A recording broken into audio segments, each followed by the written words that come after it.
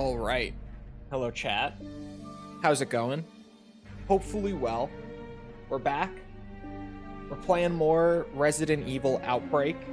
Continuing with the special item collection is kind of my main goal right now, my main focus. It's a lot.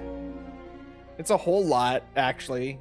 What was it? 260 items to be collected across all the scenarios, I think.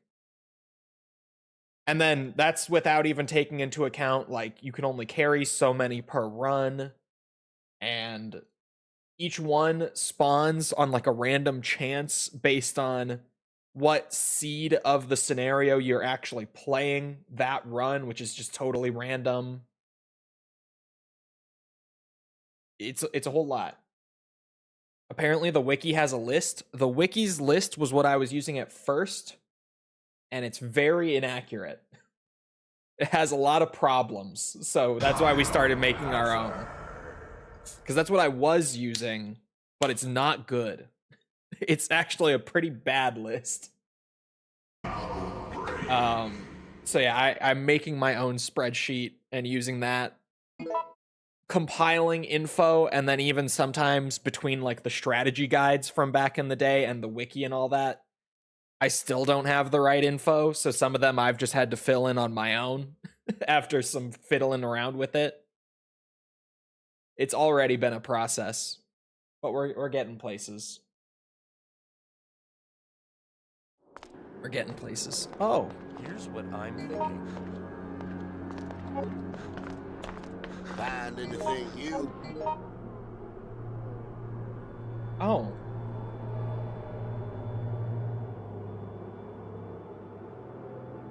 Well. Let's just try to stay calm. Hey there. Did I change the layout? No? Why? What layout? What you talking about? What's wrong? Did you find it? Is there a blue? What should I do? I don't know what to do. No way. Resume. I think I just have to close out this scenario, but I'm gonna have to double check my VOD. Because I thought I had one more left to grab this run, but we would have missed it already. So I'm gonna hope that I didn't miss it, although that one... This can't be real. ...is the one in this scenario that spawns on every seed and can be grabbed by any character. So even if I don't get it this time, we should be fine, actually. Like, that would be the easiest one to pick up as I'm working on other stuff. That would be fine. Eric, what's taking so long? Hurry up! I'm trying. I'm almost done. Hurry! Hurry! This way! Oh, can I check which ones I have, actually? Okay, it's done. I don't know if I can. I think I can.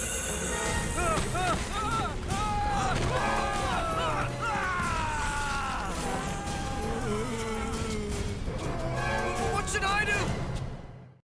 Poor guys.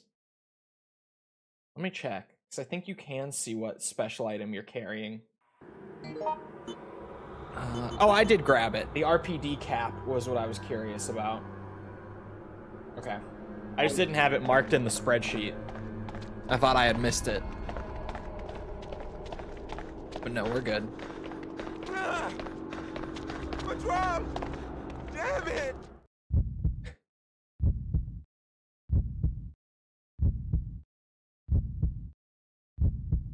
So yeah. Next run is where finicky bullshit starts.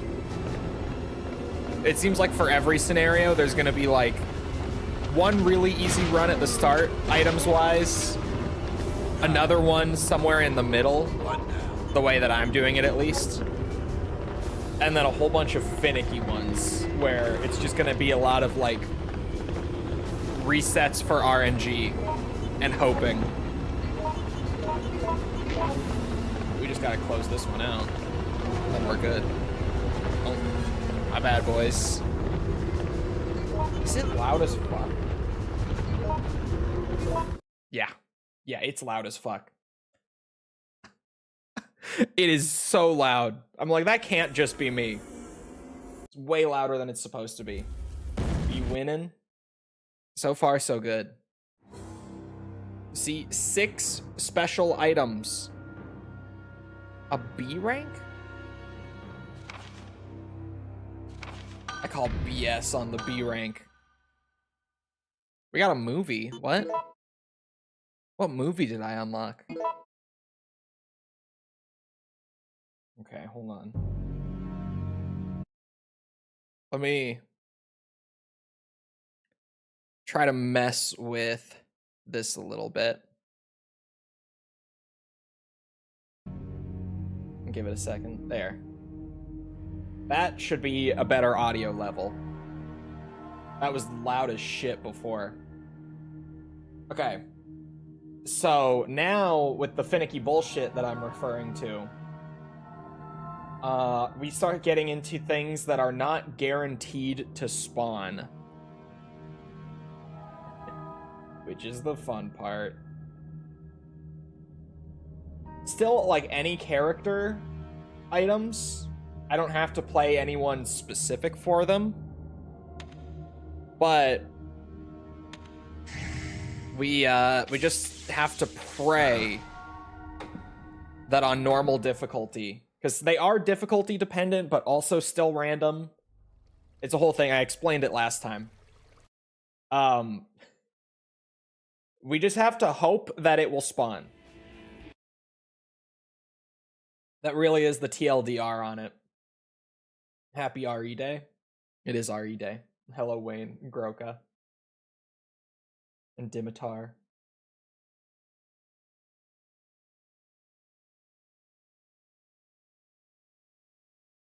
These load times, eh? There!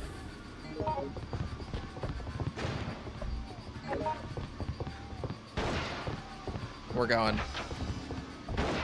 Pretty much just gonna grab the essentials and zoom straight up to where the first one would be to check if we're on the right seed.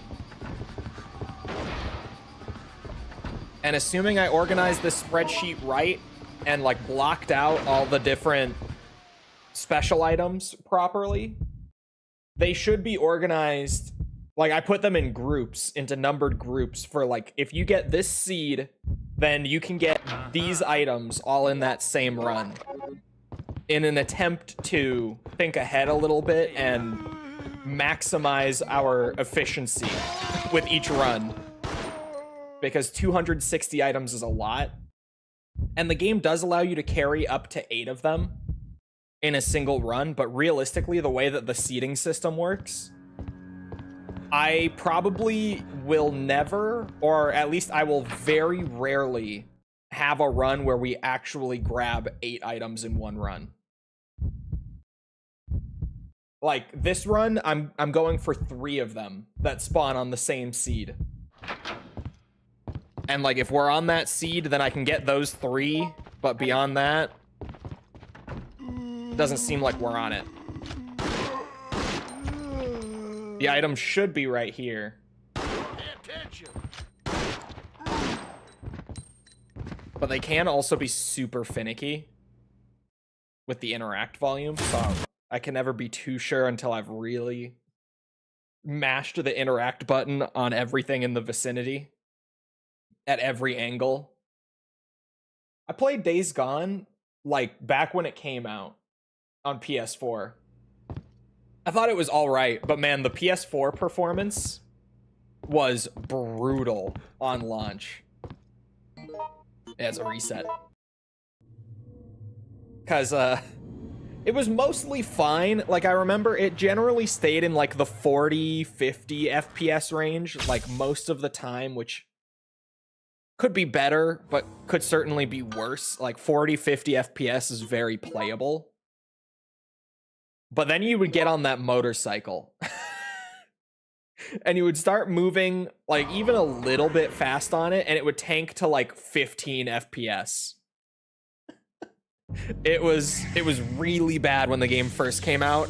Plus, I was on a base PS4, which didn't help. The PS4 Pro was out at that point, I think, which probably made it a bit better. But I remember that being like the big thing that everyone was talking about. Where like, yeah, this game is pretty neat, but holy shit, you get on that motorcycle and it dies. There sure are some loading screens. There sure are. They sure are some loading screens.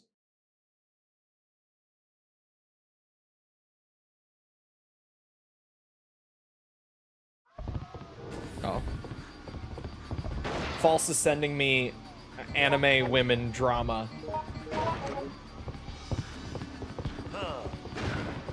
Yet again. No good here.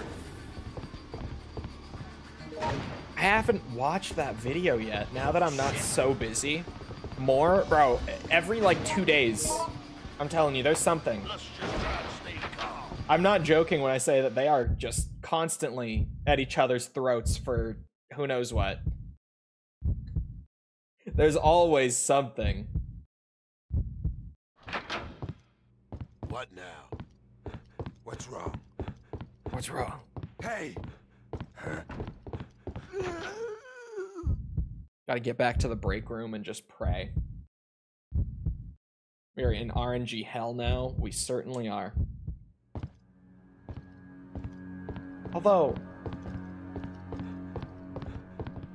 I'm now realizing that, like, the way that I've broken it up into the numbered groups, I'm trying to get group 2, right? But the alternate seed, if we are playing on normal difficulty and don't get the group 2 seed, Bet you ate that whole cake, you fat son of a bitch. then it means we got the group 3 seed.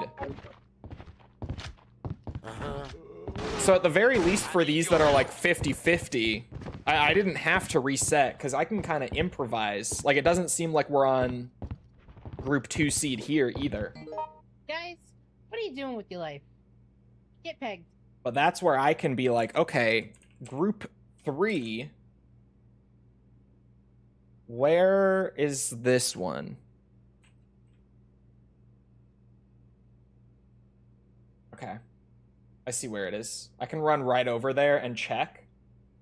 And like maybe at least Go away! for the time being, I can try to make this a little bit better. Are you counting the event checklist for 100%? The event checklist is really weird to where I don't think it's required. And it also, like, I could, but I don't believe there's any requirement for it. And there's nothing like special in the menus if you get it or anything. Like, it's just kind of there. We have to go! So I'm not sure yet. I'm not really at that point. Because there's just so much shit with Outbreak. I'm trying to go like one thing at a time pretty much. But I really, like, it doesn't seem like we need to. We could, I guess. But I don't think there's necessarily like an incentive to.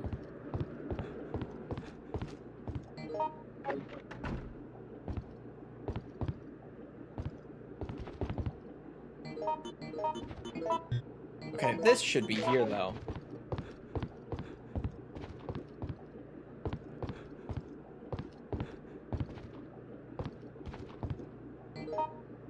And see, this is a group 3 item.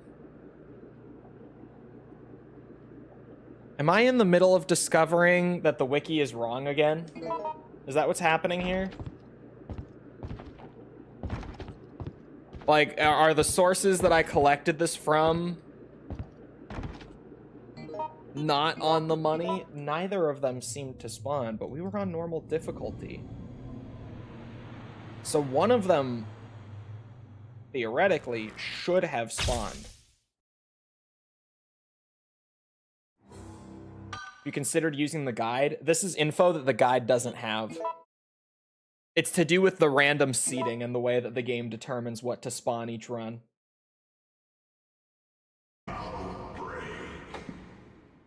You get points? Yeah, it's just points. Like it, if I need to like particularly build up a ton to farm the other unlocks that I already got from doing other things, then it wouldn't be a bad idea to go for them. But I'm saying, like, I don't think there's necessarily a completion requirement tied to them, at least not from what I've seen on anything.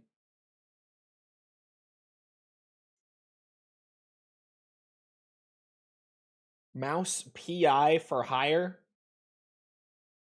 Is this one of them new indie games that I've been hearing about?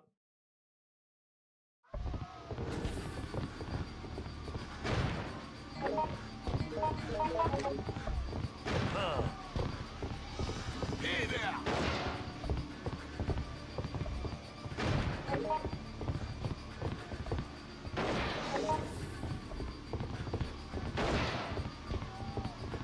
It lists the sets the items are in? What do you mean? Wow. I don't think it does. I can double check, but I don't think it does.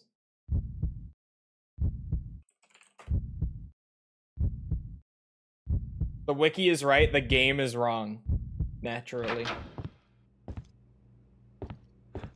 Uh-huh. 172.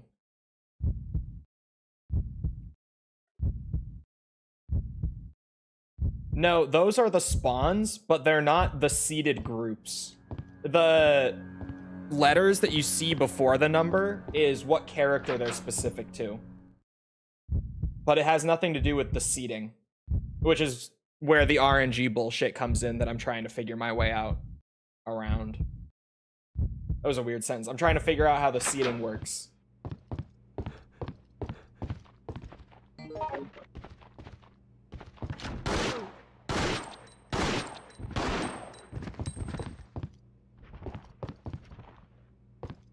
Yeah, this one's not here. That's 171. No.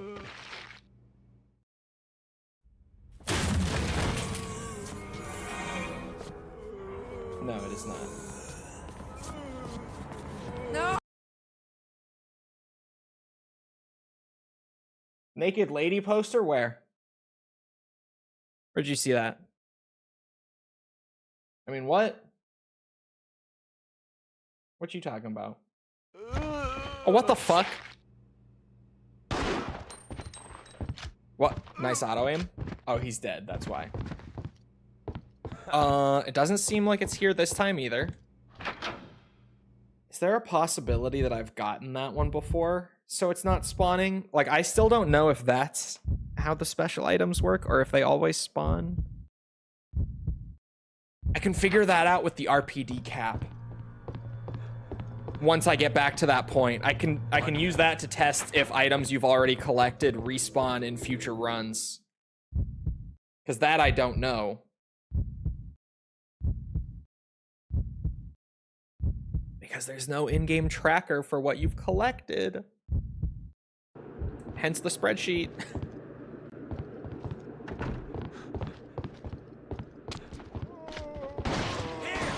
Yeah, see, I've checked both. Posted a screenshot of what I mean.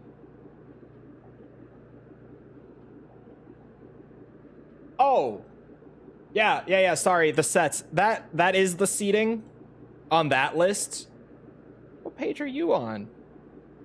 Oh, actual 172, not PDF 172. Yeah, that's where I got the sets from for my spreadsheet. I pulled them from that list. So either those are wrong or I'm misunderstanding something. Like, very much misunderstanding something. Because what? Also, there is a log, apparently. Where? I don't believe you. Because we looked everywhere. Where? You can see the items you've picked up during your current run, but you can't see all of them.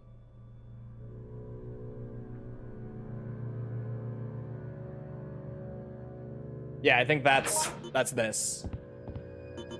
That's what you've collected during that run. But that's not all of them that you've collected, like, over the course of completion. So there's no way to know.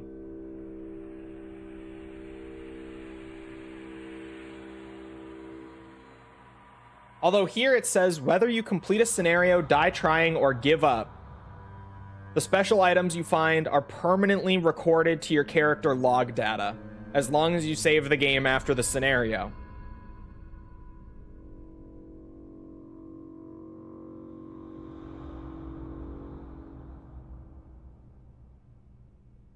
What fucking character log are they looking at? Character log.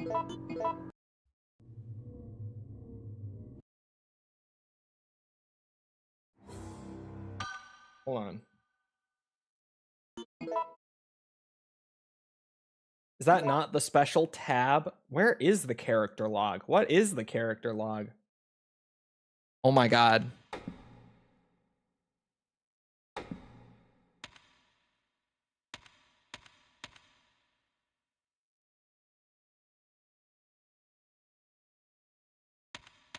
Ahem. Ahem.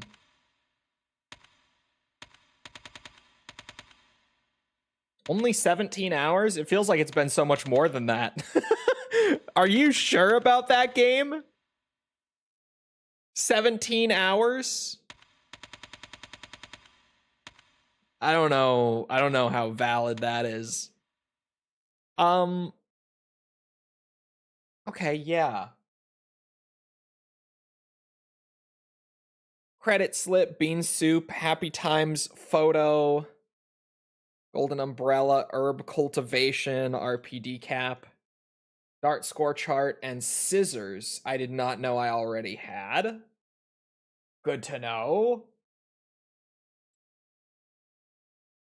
Okay, so now I can confirm that neither of these items that I'm trying to get to spawn, I've collected.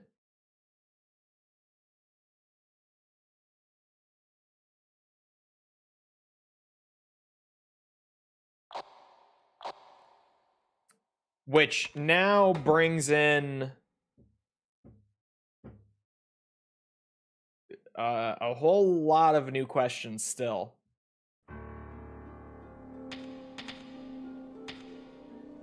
I have so many points that I'm not spending. What the fuck is wrong with me? Get that. The hive. The hive.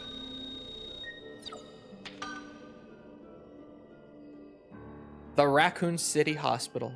A heliport is located on the roof for emergency transports. A large park stretches out on the opposite side of the entrance.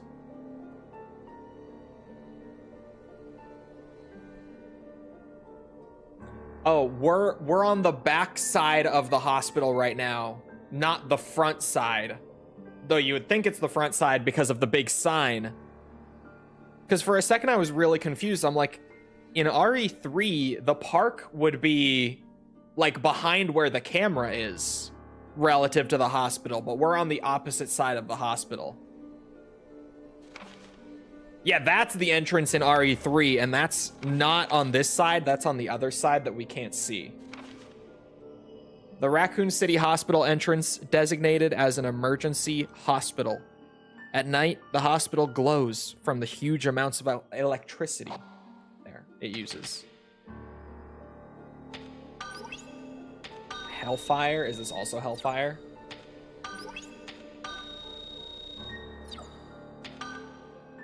The Apple Inn, a comparatively cheap hotel students and tourists visit. Comparatively to what? The restaurant on the ground floor is known for its exquisite main course. No. A single room at a price of $25 a night. It's quite cheap. The room has been decorated as per the owner's personal taste. It's full of antiques. Bro, $25 a night? You kidding me? Wait, hold on. I got one more. Decisions. A vast entrance hall designed by Japanese architect Kei Ozawa before the war. A portrait of the first school president hangs on the wall.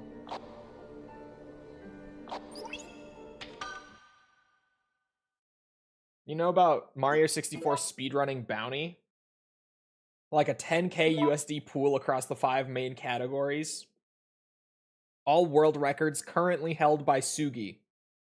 Or Suigi, sorry. I missed an I in there. The bounty's been up for a few months and the only person getting world records is Suigi. He knows he's the GOAT. He's like, oh, a bounty? I'll do it again. Don't think I won't. Fuckers.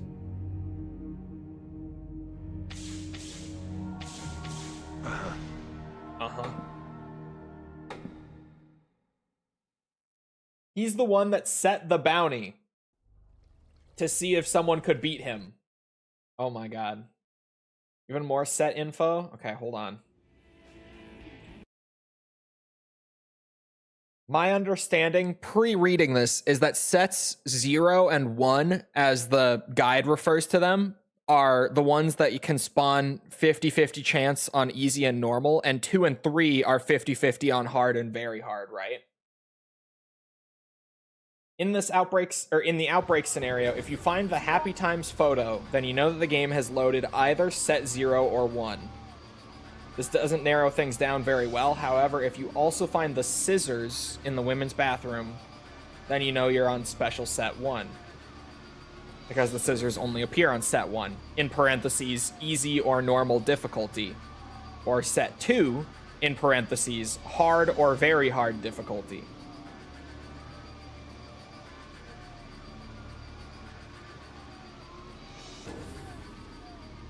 So yeah, nothing new there. Like, that stuff we already understood. But then, like, this will be my 3rd time... what's it? Checking both spawns for sets 0 and 1. And neither of them are there on normal difficulty. And we've now confirmed that it's not because I've already picked them up. They just have not been there.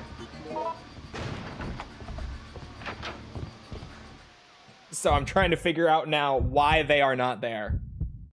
What specifically are you looking for? I'm checking for Will's diary. And then when that's not there, because it's only something that spawns on set 0, I'm running over and checking for the treasured record, because that spawns on set 1. And I'm on normal, so I'm either on set 0 or 1.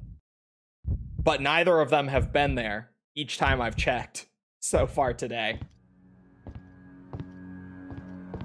And we can confirm record is 2 or 3. Oh, did I mark record down wrong then? I have record marked as 1 or 2. I may have marked it down wrong.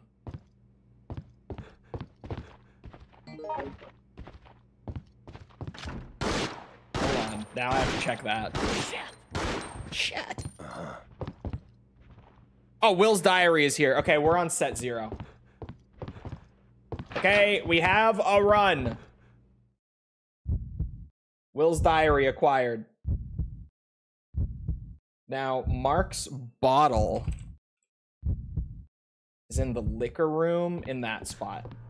I'm using the wiki specifically for the screenshots of like where in the room the item is. Because that bit is good. That bit of the wiki is good. The screenshots of them grabbing each of those items is helpful.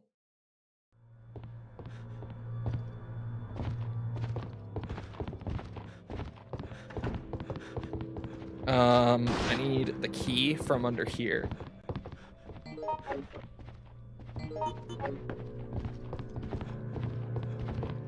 Ooh. Oh, what should I do? And apparently you don't have to complete the run to still have the special item, but I might want to complete the run for the points anyway. At least that's what I'm thinking. Like, it seems like just to kind of be multitasking between accumulating points for all the purchases and stuff and getting the special items, finishing the runs is probably my best bet. Okay. Got that one. And I had already gotten the scissors. So that's set 0 done. Now I have to check this fucking...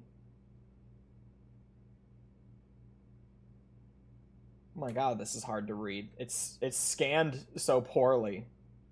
That does say set 2 or 3. Okay, I have to mess with my spreadsheet then.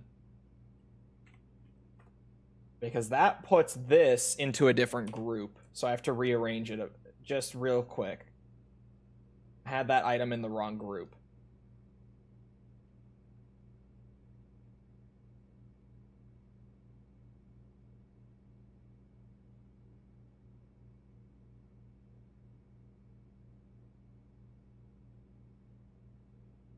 There.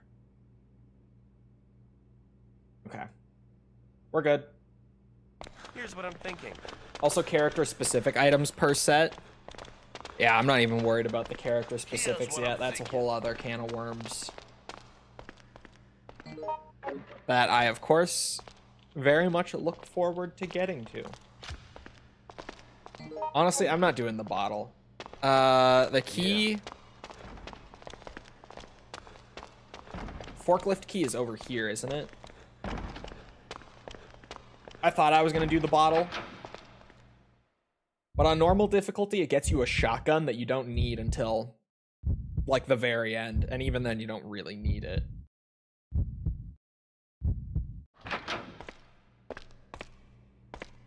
Whoa. Sorry, my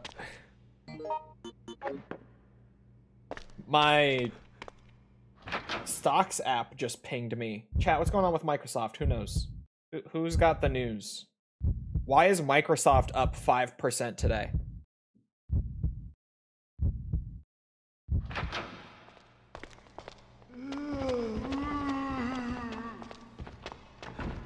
Companies don't typically make a 5% jump in a day. It's a little unusual. That's a huge jump.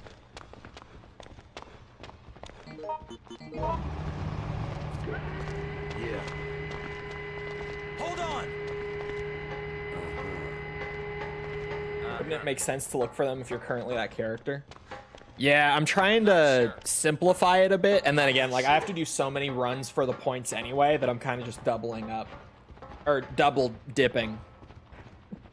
Grinding out a shit ton of runs just for the payout while doing the special items, which require a shit ton of runs anyway.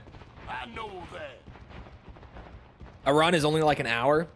Depends on the scenario. For Outbreak, I would say a run of this is like 20-25 minutes for me at this point. So honestly, it is sort of like, yeah, just finishing them out is not the worst.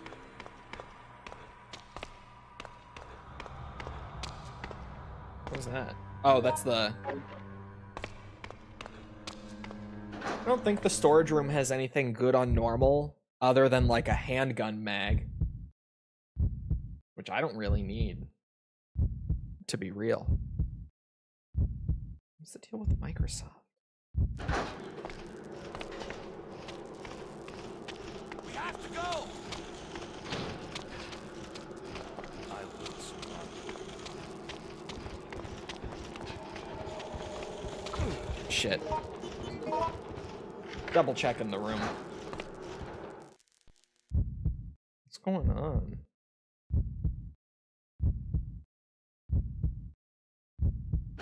Oh.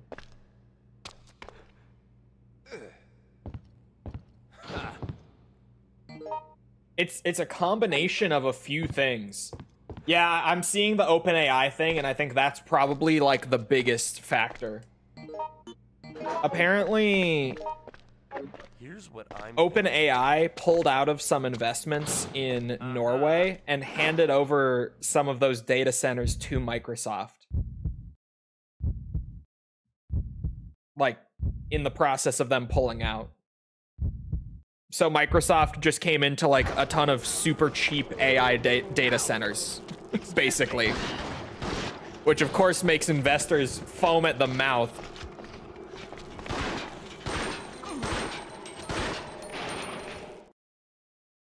And that's probably the biggest thing that did it. There are some other factors in there, but like, yeah. 260? Yeah, we know the 260 number now. Fucking ridiculous. I might like start doing quit outs and trying to optimize even further if I end up getting more points than I thought I would need. But honestly, with just how much it costs to actually purchase everything from the collection shop, even once you've done like the unlock criteria, I think it's probably for the best to just play out a bunch of extra runs in the process of doing this. Because honestly, like Outbreak at this point, oh no. Oh my god, how did that not kill me? At this point, I'm like halfway through the run. Genuinely. Oh, I didn't mean to use the magazine, but I guess I can see why the game would default to using that.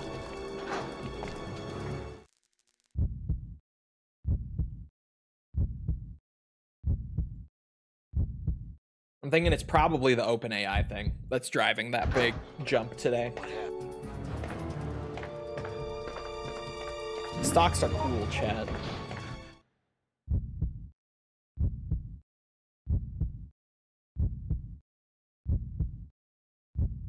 Is that just me getting old, though? Being interested in the stock market to this extent? Did you know there's a character log menu, by the way? Hey, shh. You stop that. It's still going, by the way. It's at 5.28% for the day now. 5.32, in fact. When it pinged me, it was right when it hit 5% for the day. I'm just watching it go up in real time, even further. She just keeps going. I think it's a finance bro thing. This may be true. I considered today, like, taking all of the extra savings that I had for my taxes, because we were talking about taxes yesterday and how I actually didn't have to pay as much as I was expecting to. Like, I saved a few thousand more than I needed to for my taxes this year. So I was sort of just like, when I paid my taxes, I just thought, oh, okay, leave those in my like tax savings and just have them for next year. You never know. But then this morning I was like, what if I took the money out of the tax fund? Because I mean, I just paid my taxes anyway. What if I took all the extra out of there, put it into like investments, or maybe even like add more to my emergency fund, make it even more emergency proof? I ultimately landed on leaving it, but I almost, this morning, my brain was flowing with possibilities of this money that I expected to lose like this week, that now I'm not losing this week. It's a very pleasant surprise to randomly find out that you have a few $1,000s more than you thought you would. What should I do? You have like 10K in emergency? Yeah, I have like the recommended emergency fund. I'm a big saver. I have a lot of savings because I hate spending. Spending scares me. Saving makes me feel good. So I save. I'm a saver. I'm a huge saver. What the hell is that? Did I just use the magazine again? No, I didn't. Okay. Help! Kevin.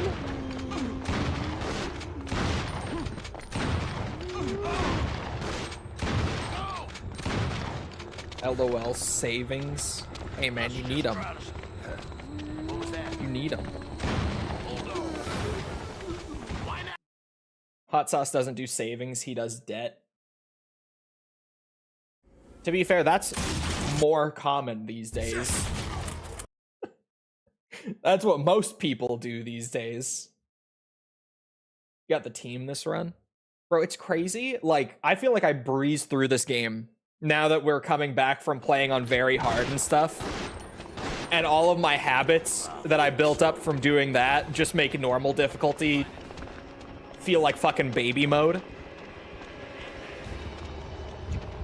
Like, genuinely, I just hit 10% on the fucking virus gauge this late into the scenario. I don't go way into debt. To be fair, he doesn't play Diablo Immortal, he plays Diablo 2, so he's off to a good start. Please help! Son of a bitch! But I was talking about Diablo Immortal the other day, playing Ace Combat. And I was like, how crazy is it that Diablo Immortal, you have stories like that one guy paying like 130 grand or something to max out one character?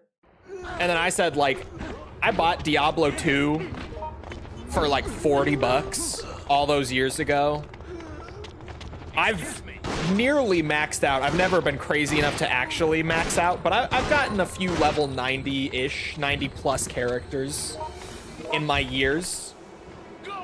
And like, I did all of that for like 40 bucks.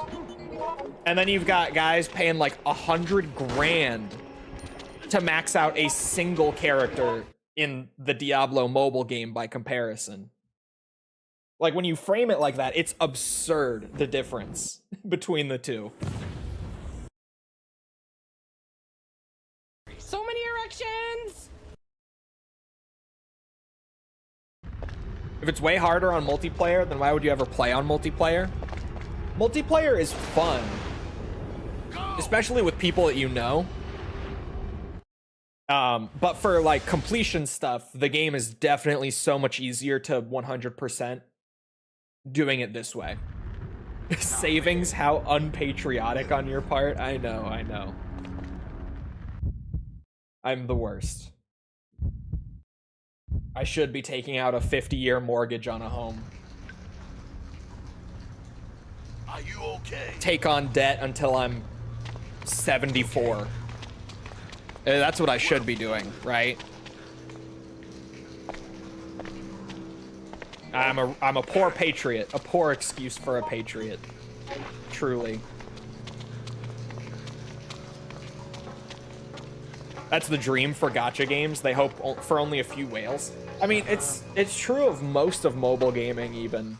I had a professor in college who worked in mobile games, and not even on like gacha or anything like that.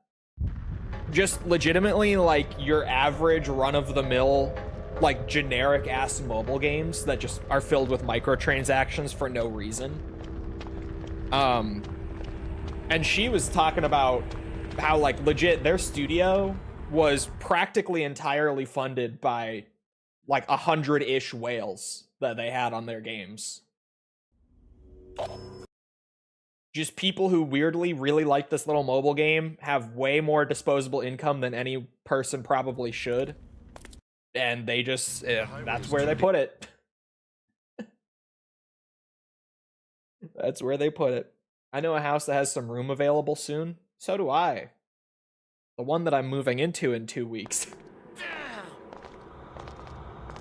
It's got plenty of room. Holy shit. Holy shit! Sorry. Sometimes I can't help but mimic them.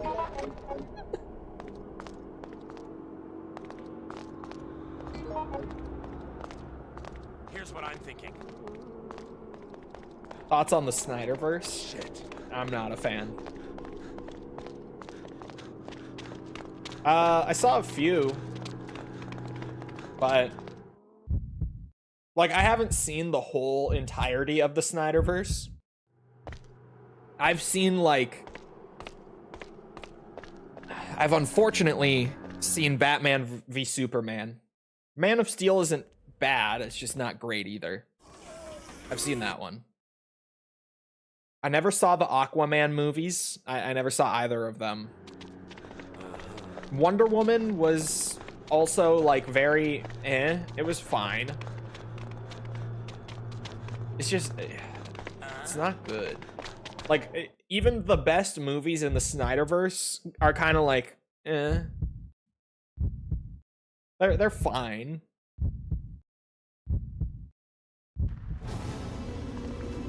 I just think the diehard Snyder fans are really funny. Bro, it's crazy. Like, you would never expect from watching those movies that they would have those sorts of diehard fans.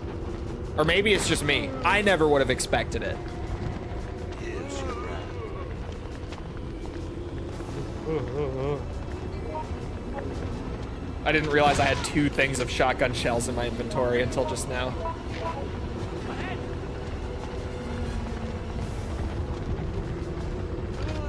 Oh, thank you, auto aim. Oh my god. All right. All right, indeed, Mark.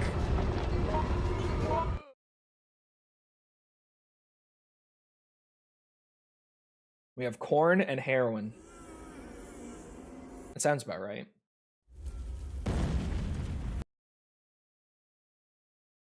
Four-hour Justice League is actually good. I only ever saw, like, the normal theatrical release of Justice League. I never watched the 4-hour one. Shazam 1 was probably the most enjoyable. I never saw Shazam. Did they do a second one? You said Shazam 1. Wait a minute. Did they do a second one?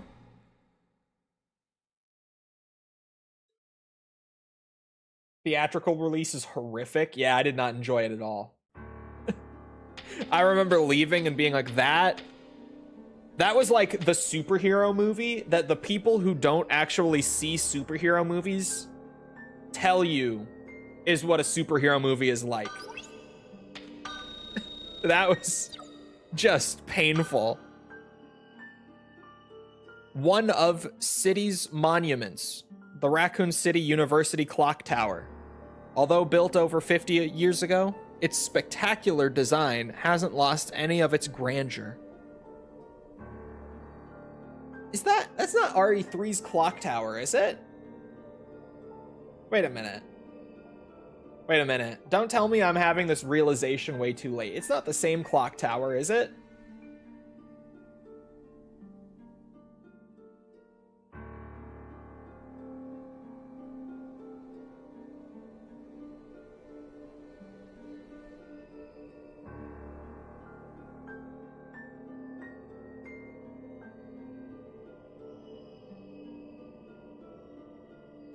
Oh yeah, I never saw The Flash.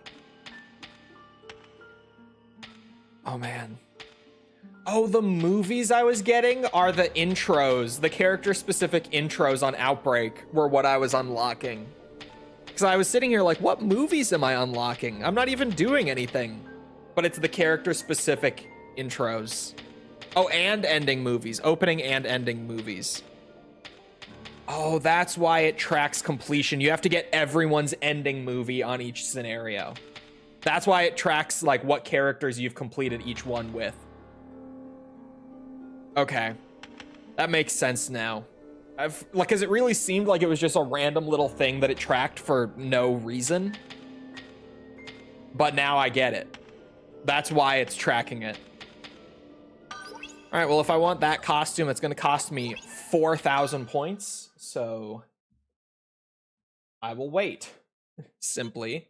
All right, back to the RNG hell. Let's try to get the other seed for normal difficulty Outbreak.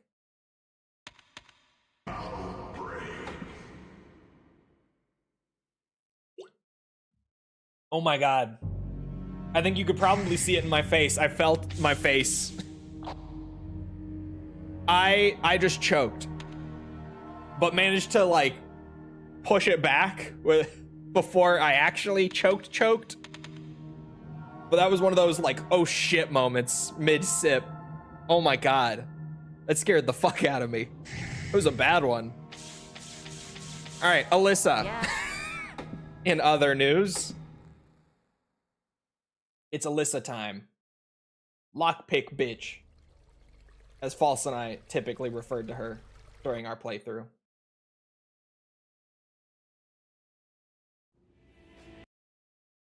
It can't be the same clock tower, right? Because like the whole building under it is so different. How are you? I'm all right. I paid my taxes yesterday. I'm taking my car into the shop tonight for like what will end up being, I have to get new tires. I was gonna say what will end up being like $1,000 of maintenance. But that would sound so insane if I said it out loud. It's new tires. It's a whole new set of tires. Because of course, right as I'm about to move across the fucking US, my tires start going to shit. Like one of them, literally, the little, there's like a little piece peeling off that's like starting to kind of just scrape off. Yes. And like if something catches that, or like if I hit a bad pothole with my tire like already kind of peeling itself apart, that fucker's just gonna pop, and that's just gonna be it. New tires for 1,000 also sounds crazy, just for your information. Well, yeah, fancy car. Not like fancy, but it's a nice car.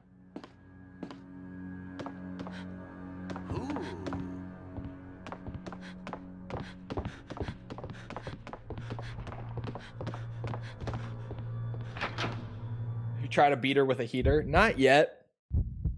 I think about it sometimes. But the car that I'm driving now is still the first car that I bought in high school.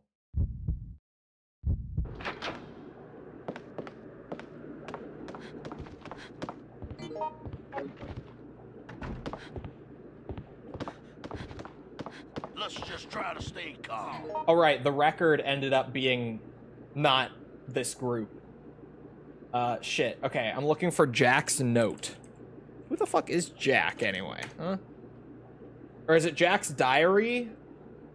Or Jack's favorite brew? It's Jack's diary. On the wiki. Sorry, the wiki has different names for the items for some reason.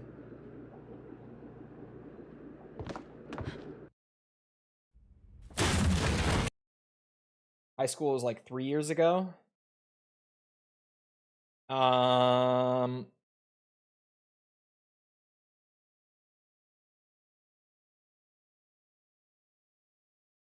My car, I would have bought. This year is 2026. I would have bought it 8 years ago.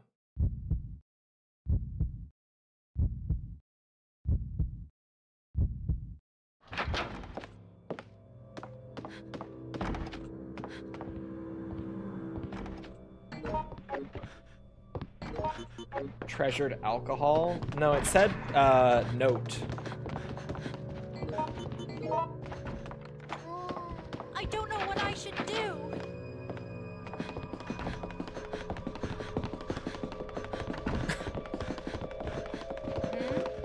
That sound. Oh my god.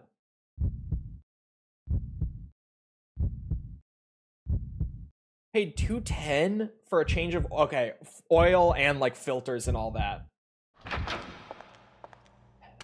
It's like, depending on how many filters and also like the kind of car and everything, right? I could see $210. Oh, granted, I'm thinking in USD, not euros. Actually, $210 might be kind of crazy. My brain, he sees euros and is always like, oh yeah, they're close enough. Like they're different. But value-wise, they're not terribly far apart, but they're getting further and further apart.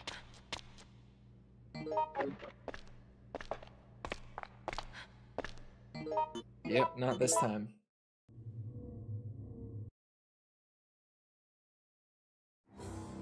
How often do you change your air and cabin? I just do oil filter. I have never changed like my other filters, but they're starting to get to the point. I might have them do it while I'm there today, actually. Now that I'm thinking about it. If I'm already spending that much, I may as well. May as well just have them do it while I'm there. I don't want to have to keep making all these different appointments all the time.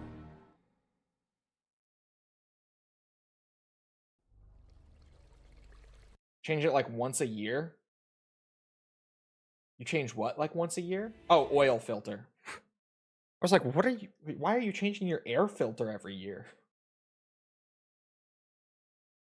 But the last time I had my car in, they were like, yeah, all like the air filter, the fuel filter, like there were a bunch of filters that they were like, they're not bad to the point that you have to replace them, but they're probably getting to the point where in the next year or two, maybe, you want to. I might just do it all today, to be honest. I might just get it all done.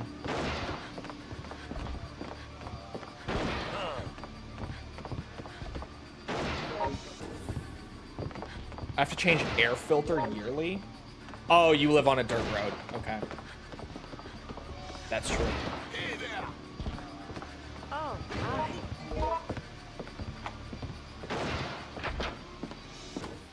You don't really have quality checks to see if your car is roadworthy in the US. Depends on what state you're in. In Minnesota, we don't. They just let you drive whatever here. And no questions asked. But What? in a lot of states, like down south, you have to get like yearly inspections and whatnot to make sure.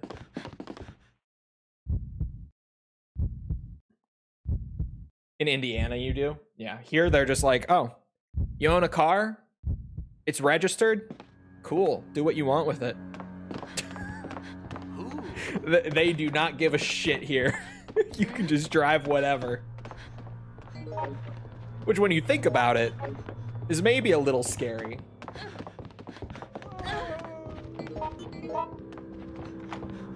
But that's just how it is. I didn't even really know about yearly inspections and whatnot until I was looking to move back down south. And False told me about it, and I was like, a yearly inspection for your car? Because Florida doesn't have it either. So I was like, what do you mean a yearly inspection for your car? And now that I think about it, I am like, yeah. That seems actually kind of scary that so many places in the US don't have that. But there are places that do. It just depends where you are. Which is anything in the US, to be fair. I'd rather freaking... You're an asshole. You have to do it and pay taxes or they won't give you your sticker. Yeah, here you literally just go to the DMV like once a year. You pay like $40 and they give you your sticker. It might sound like a joke, but it's absolutely not. That's how it works in Minnesota. You just have to go like once a year, pay them like 40, 50 most of the time for the new sticker. You're good to go. That's it.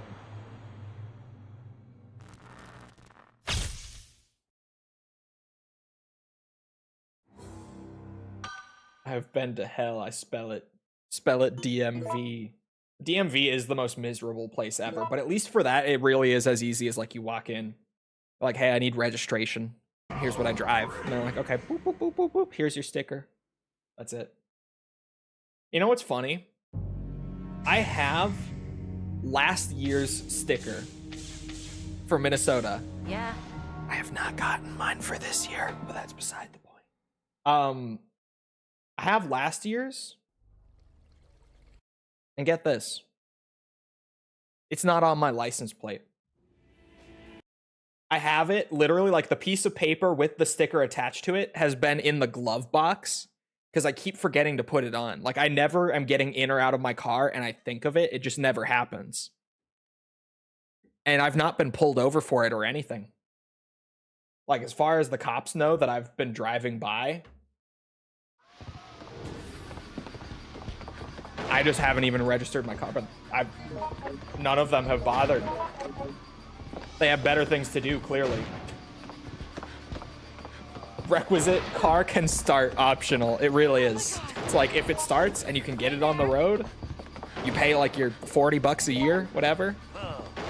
Go ahead. Just lie and say it fell off. No, if I got pulled over for it, I would be like, oh yeah, my bad. Here, I have it. Which is why I've never been too concerned about it. But it legitimately just has not happened. Which is crazy. Every time I think about it, I'm just like, how have I not had this happen yet? And at this point, I'm leaving the state next week. Literally.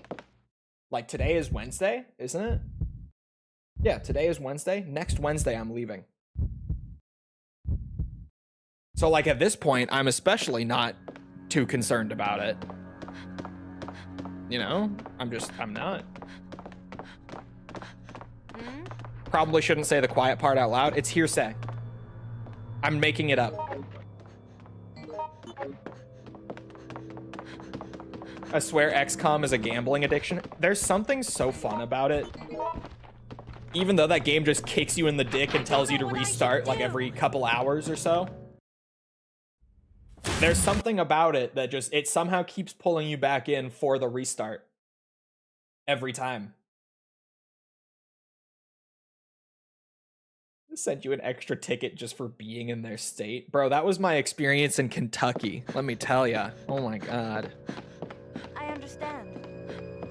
Never lived there, but driving through there. Those cops have nothing to do. Like, genuinely, they're just fucking... They're looking for any sort of excitement. I swear. I always talk about, I loved living in Orlando because the cops absolutely have better things to do all day, every day. Granted, I lived like in the city, right? They always had something better to do than be bothered by me like going 5, 10 over the speed limit or whatever. So they just drive on by. They don't care. I never once got pulled over in my entire time in Florida. Like, it's actually crazy. It's so wild when I think about it, but I legitimately never got pulled over in that state. Not once. Oh. Chat, I missed... See, here's the crazy thing. I maybe should have ordered this list a little better. Like, gotten a little more granular with the details. The other 2 items on this seed, now that I know I'm on the right seed finally, they're back down in the bathrooms, like in the bar. So we do a little backtracking into the source of the zombies. It's gonna be fine. Don't worry about it.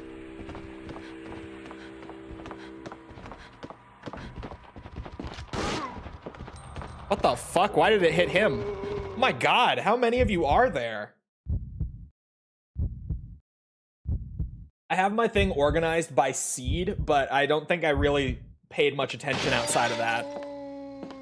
Which is where I'm saying, like, I should maybe be looking at the rooms as well and thinking, like, what order will I hit these rooms in throughout a playthrough?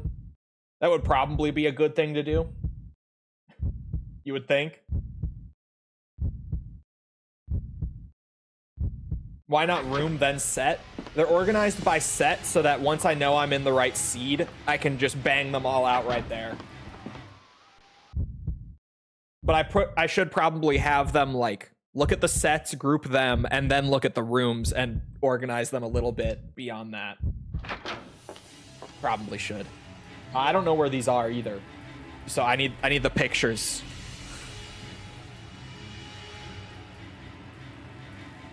Here we go. The glasses. Oh, I'm in the wrong bathroom, aren't I? There are urinals on the wall. The glasses are in the women's room.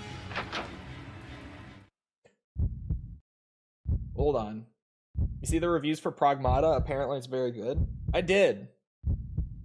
I have no further thoughts. But I saw. It's not a game that I've been like waiting for. Thankfully it's not, because the timing would suck for me if I was like waiting for it to come out.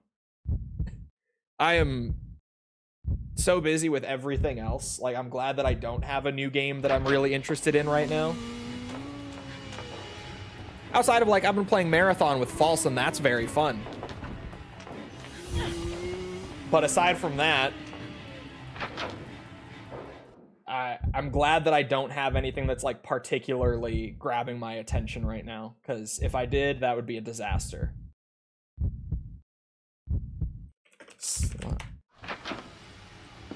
The wiki has a different name for everything, and it's gonna drive me insane.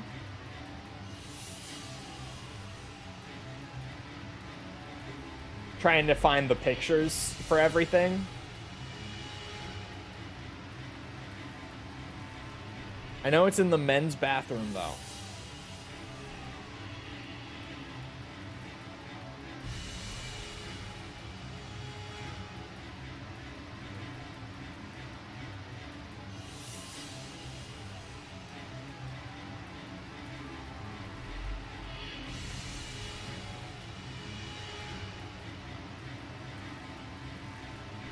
What? God, the wiki list. Okay. Let me... There, I got it, okay. It's in one of the stalls. There was this cool guide with maps. I want the picture! Because the interact volumes are super specific.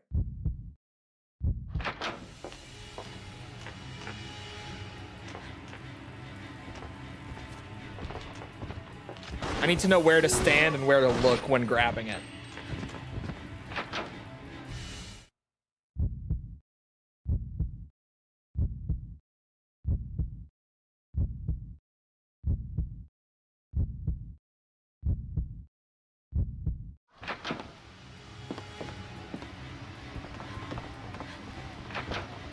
Okay, now I can leave.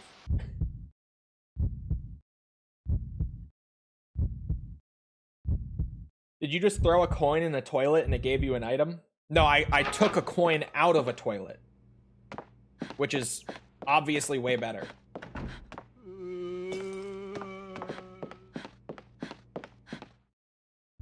Finished it in a little over 13 hours? Like the in-game timer 13? Because 13, like, was about what my first playthrough took me, but not on the in-game clock. Actually, I think mine was like 14 in real-world time. Yep, Jesus. Assuming it cuts out cutscene time. It cuts out more than cutscene time. From what people have found, they're pretty certain that it also doesn't include any time where you like die and reload and play a section again. Or sorry, if you die and then load back to like a previous save to continue, it will remove the time spent between the save and the death and just start back where it was at that save. Which seems to be the big reason why the times are so mismatched. Because it's a very... Unless you pay me 80K. It's a very universal experience in Requiem that like nobody's in-game time matches their actual playtime. And it's way more mismatched than any other modern RE game. So it was confusing a lot of us at first, but that seems to be why. Because it's the first time they've done it that way.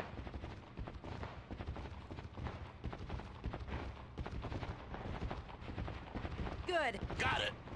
So like mine Better get going. being like 5 hours or so short of what my actual playtime was, I was like, there's not 5 hours of cutscenes in this game, right? And there's not. There's like 2 hours of cutscenes, and then the extra time in there was all of my like dying and reloading a save. Hello there. I don't think so. I was thinking, I have this feeling.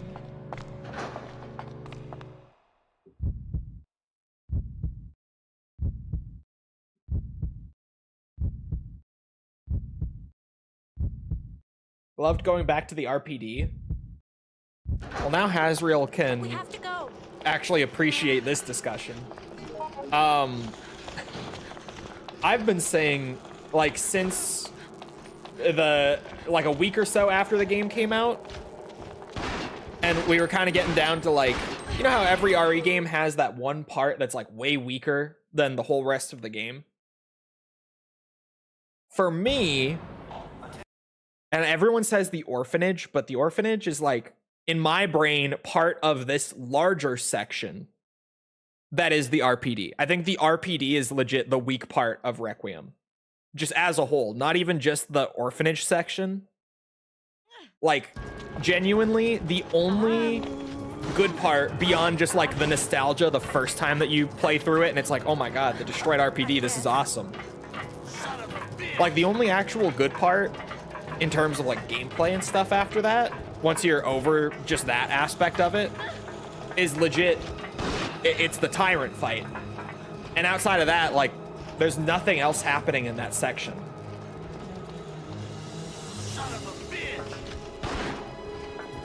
Especially when you consider the hype around it. Yeah, and, like, just the fact that we knew for so long that we were going back to the RPD, and then for the section to be as short and I'm trying to find the right word, lacking in content as it is, like, because legitimately there's, like, a fun little puzzle that's optional and, like, all that, but there's really nothing happening there. It really is just walking around and being like, oh, I remember this place. Short and barren. Yeah, there's just nothing. Like, there's no meat on the bones in the RPD. You know? Here's what I'm thinking. I think they should have kept it a secret. I feel like they should have, but then again, like, I also feel like the game wouldn't have generated the same level of hype if they had. I think the RPD being a promise right from the start was also part of that, like, insane level of hype for the game that got built up. Honestly, I feel like that was, like, the first part that really started to get it going. What? Did you find anything? I always say, like, the moment where the hype went from, like, pretty surprising, but nothing too crazy to, oh my god, I've never seen this sort of excitement for a Resident Evil game, was the Leon reveal. Like, legit, as soon as that trailer got shown at the Game Awards, the hype fucking exploded. Like, everyone was excited before that, but then they showed Leon and everyone went nuts. That was the moment where we reached, like, new record-breaking hype for RE. It was the Leon trailer. I was saying also with that, for those who weren't around at the time, like, who weren't really engaged with RE back then, this might sound insane. The only other time that I remember there being even close to that much hype, because I don't think we've hit it since then, was RE6, prior to it actually coming out. Oh god, they're getting closer. Because RE6 was crazy, insane hype before we actually got to see, like, just gameplay. Pretty much RE4 was hyped, not to the level that 6 was, unless you mean the remake. The remake, I feel like there was more caution than hype, almost. Coming off RE5, yeah, RE5 had sold more copies than any game before. And then, were you alive when it first came out? No, but we have numbers for these things. Hurry. RE4 Remake was coming off RE3 Remake. Yeah, there was a lot of caution with RE4 Remake. Like, more so than hype. It was very, like, I hope they don't fuck this one up. It was basically the reaction from people. What's it? RE6's hype was absurd. What's that? Were you born after it? RE4? No. No.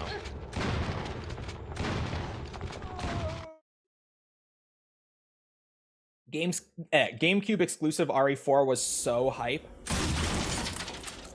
It was 2005.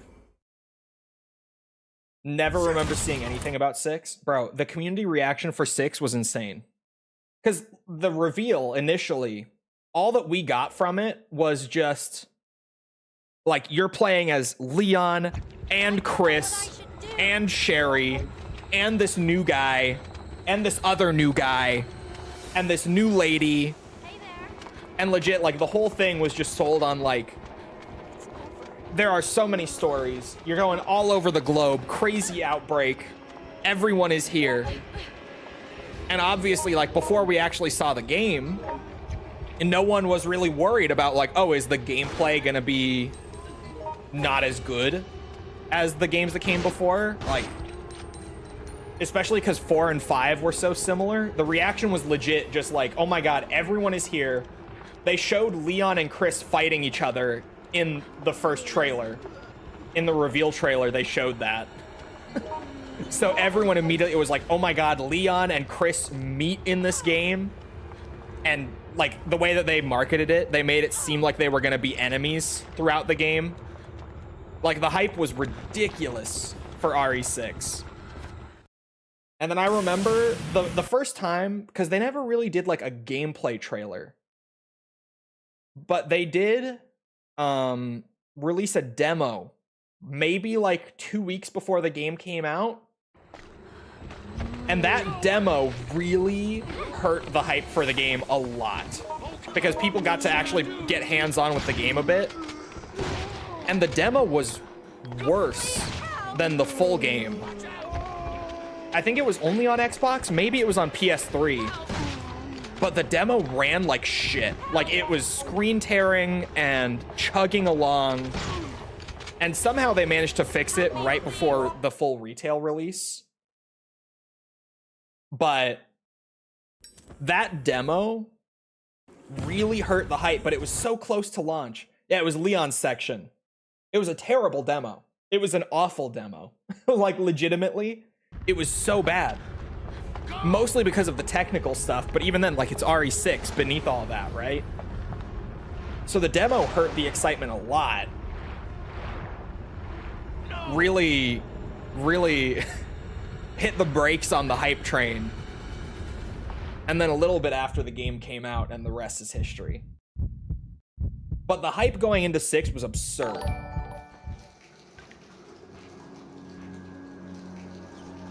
$62 months 3.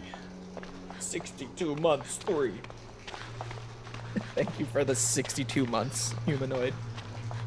Welcome. Remember going to the midnight launch for RE6, and in a town as small as mine, the line was massive? Yeah, if you weren't, like, online a ton, then that demo probably didn't affect anything for you. But I remember, like, the online community, that demo really hurt the game going into launch. Especially because it was so close to launch. Like, it was right before. So you just immediately had like the hardcore fans who did engage in discourse on the internet suddenly being like, whoa, what's happening? And yeah, the rest is history when the game did come out. Because there was so much more of a shit show with RE6 right when it came out too. Like things about the game that ended up getting patched to where if you didn't play the game on launch, you didn't experience the same thing. We don't do that in here, wrong streamer. Half of you guys are the same anyway. The Halo 5 topic is good too. I will probably come back to that in a second. But like RE6 got a lot of shit on launch. And this is a funny thing looking back on it, because in my opinion, I feel like this is a good thing, the way that they did it. I mentioned it in my review as well. I didn't get too into it, but I did mention it. Ada Wong's campaign was a secret. They did not mention it prior to the game coming out. They didn't market it at all. They marketed the game as having 3 campaigns. And then Ada's campaign was a secret that only appeared in the menu after you had beaten all the other 3. And when you play Ada's campaign in RE6, it's very obvious that that campaign was made for people who already had the full understanding of the story from all the other campaigns. Because the Ada campaign basically answers everything. Like, all of the lingering questions from the other three get answered in Ada's. And if you had played Ada's first, you would spoil the other three, and there would be no mystery with them, right? But funny enough, as much as I feel like that's a cool thing to have like a secret extra campaign that they didn't market at all, that was one of the most controversial things about RE6 on launch day. Because once people found out that there was a fourth campaign where you played as Ada, people were pissed that you couldn't play it from the start. People were calling it on-disc DLC. They were fucking losing their minds. And the outcry from it was so significant that Capcom patched the game to make it so that you could play Ada's campaign right from the time you first booted up. Like, if you boot up RE6 now for the first time ever, Ada's campaign will be right there in the main menu. But on launch, it wasn't. It was only the other three. You had to unlock Ada's campaign, and it didn't tell you about it beforehand. But that fucking pissed people off. Like, a lot. And it's so weird, because, like, nowadays, I wish, I wish that more games did stuff like that. Like, had these big secret pieces of bonus content, like significant bonus content that you unlock after finishing the game. I wish more games would do that, because that shit is so cool. But in 2012, that was like one of the biggest points of outrage with RE6's launch.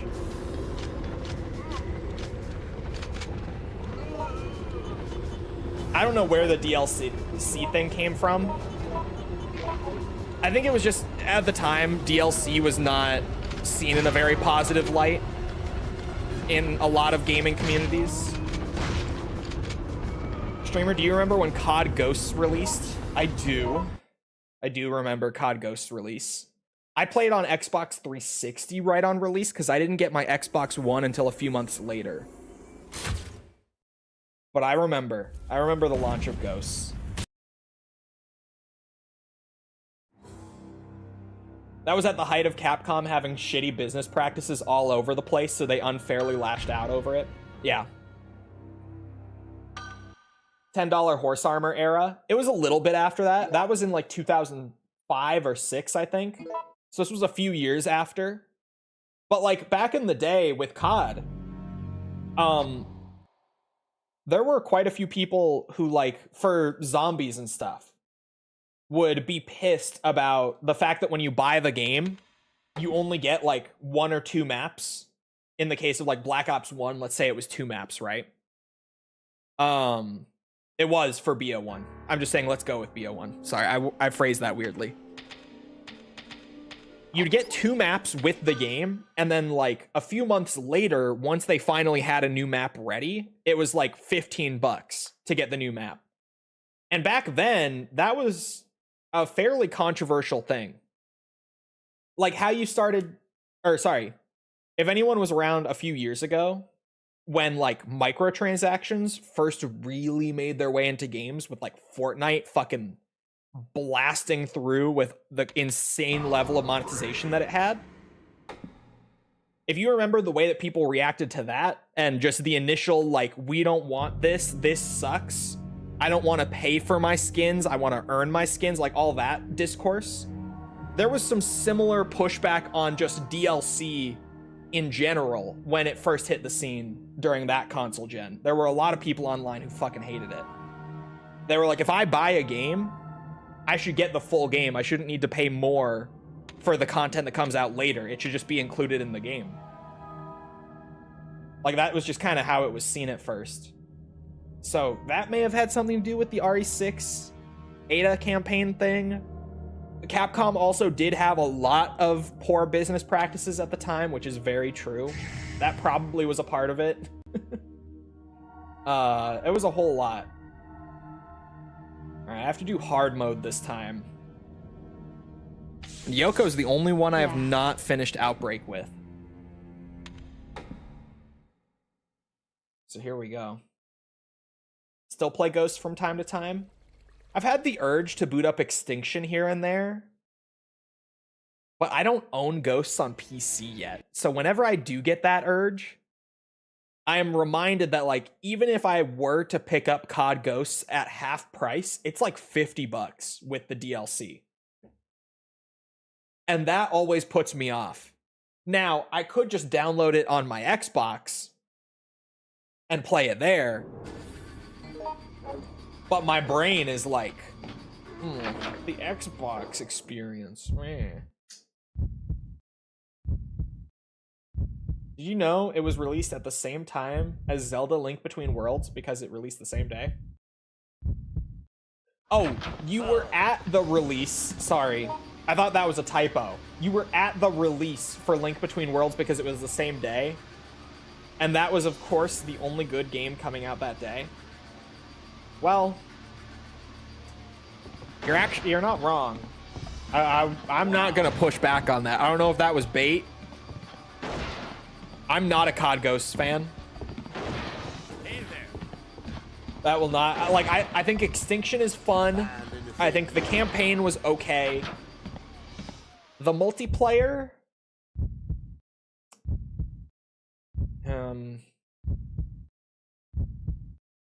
it had a cool perk system.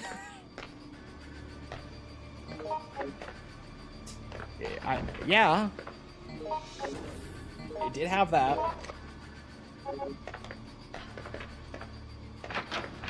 Turn around and Glaze Vanguard. Glaze Vanguard? Who? What? You see the video I sent? I did not get to watch it, no. I have the Discord muted, so I saw it like as I was setting up stream. Like when I went into the Discord to set up stream.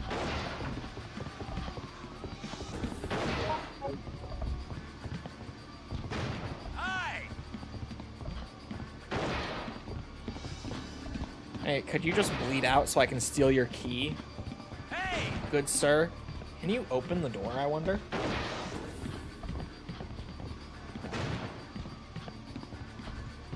Asura's Wrath DLC was awful. Wait. When was Asura's Wrath? When was that? Was that... It was right around the same time, but, like, what was the exact year? I can't remember the exact year. What... Was that 2012?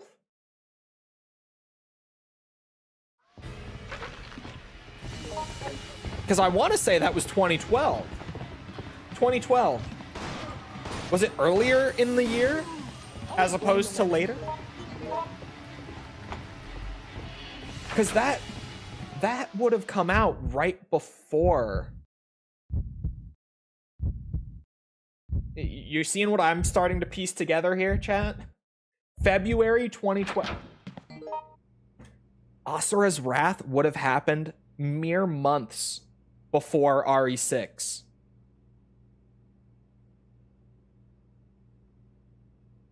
That was probably a big reason, actually. Now that, like, I've never put this together with the whole on-disc DLC thing. But for Capcom fans, it was probably carried over from the fact that Asura's Wrath had just come out. And wasn't, like, the hugest game, but, like, that game had some pretty decent popularity. It was talked about a lot. And Capcom had literally put the ending for that game, like the actual legit ending to the story, in DLC and released it later on in the year. So for Capcom fans, that probably did influence a lot of the discourse around RE6's Ada campaign and the fact that that was the reaction. 2011 to 2014 Capcom was dire. You say to 2014, but bro, like Street Fighter V was 2015. Umbrella Corps was 2016. I would say like 2011 to 2017. Like, honestly, I always say the first game where I felt Capcom starting to turn was RE7. And even then, like after 7, there was still sort of that vibe of like this could have been a one-off. Like this could have been a fluke. I didn't really start to say that Capcom was back until like 2019, 2020 was when I started being like, okay, we actually are back. Like they've been consistent for a few years. The general direction they're moving in is totally different. Like we're back. It's safe to say we're back. It took a bit. Yeah, DMC5 was 2019, like very early 2019.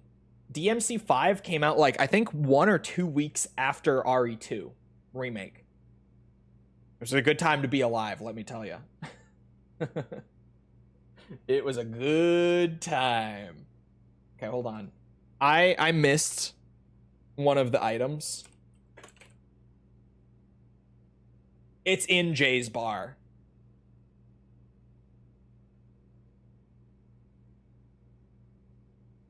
Is it? Is it this one? It must be. Wait, what are the... Yeah, it must be this one. Okay. Even the picture is hard to spot where exactly I have to grab it from. MVCI did happen in 2018. Monster Hunter Worlds was in 2018. That was a big thing. Here's what I'm thinking. Did you find anything? Because at least 5 did turn around, and Umbrella Corps was clearly a we have nothing else right now. That's fair. Street Fighter 5, I will never be able to give credit to Street Fighter 5. Like that was so bad when it came out that I can't. I really genuinely can't. It did get good. Street Fighter 5 became very playable, like down the line. Absolutely. But oh my god. Bro, I might just reset this so that I can grab the item without zombies all over me.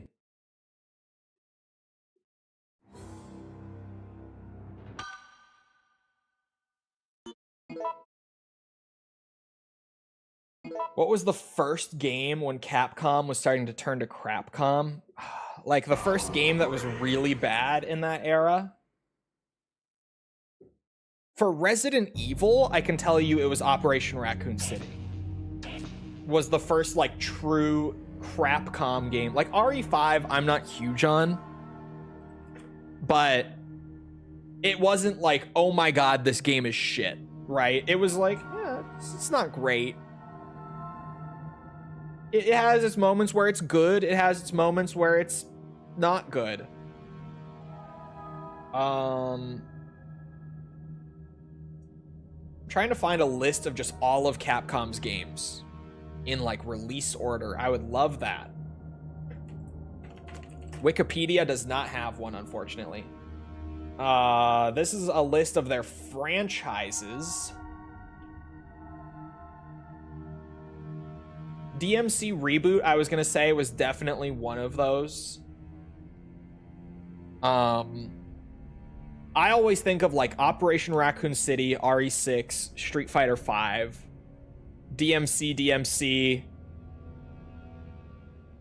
Asura's Wrath DLC never tends to come to mind, but that was a big thing that I've now been reminded of.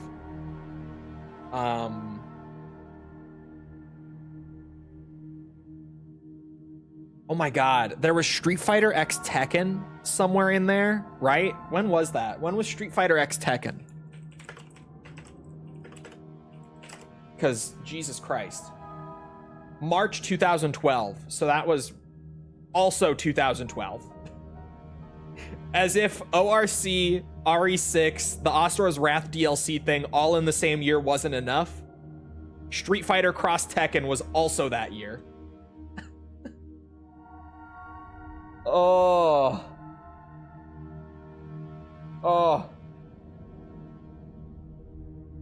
It was a bad year for Capcom. 2012 really was maybe their worst year. That has to have been, like, if there was one year for Capcom that was the worst, it may be 2012. It probably is.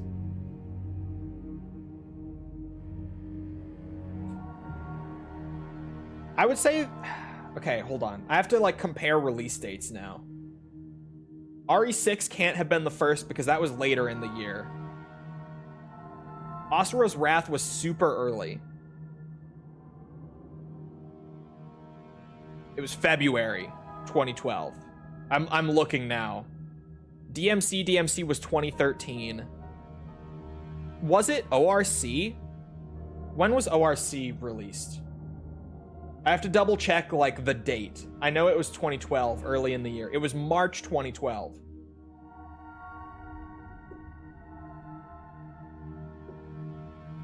Asura's Wrath may have been the start of it. Even though the game was like okay, and it's cool for what it is, particularly with the DLC thing, that might be the, like, if you're just looking at a calendar of Capcom games and trying to point to like where did Crapcom start, it may have been Asura's Wrath.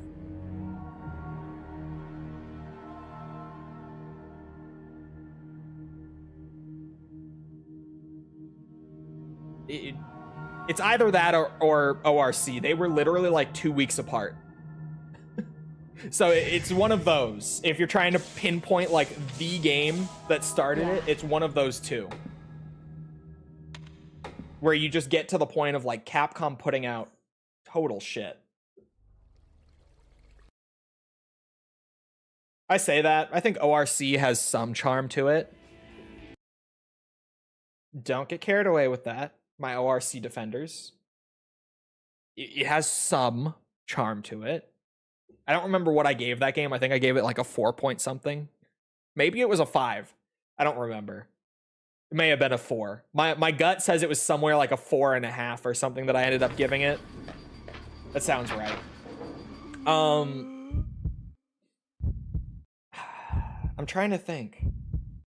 Yeah, I don't think RE6 is total shit, but I think definitely that game more than any of the others was the oh shit moment for Capcom, like from a corporate perspective, and we know that from interviews from Capcom that was the game. A lot of like Capcom executives and stuff who have done interviews have cited that RE6 was like the big moment where they realized things needed to change. Well, then, of course, even though that was right at the start of what we call Crapcom typically, they had so much other stuff that was already in the pipeline and like super far along that they can't just drop. That would only make them lose more money, and they were already struggling financially. I think it was roughly... When was it? What year? Someone in chat might just know. I probably don't have to search it. What year was it that Capcom almost filed for bankruptcy? It was somewhere in there. Capcom was very close to filing for bankruptcy. Like in that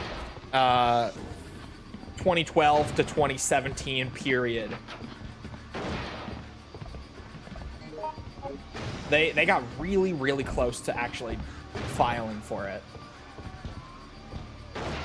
And I don't remember when, unfortunately. I got time to look.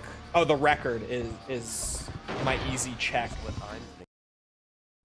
Oh no, the record is guaranteed. Where is Barry's bottle? Barry's bottle? I already got Mark's bottle. No. Barry's bottle is in that corner. Okay.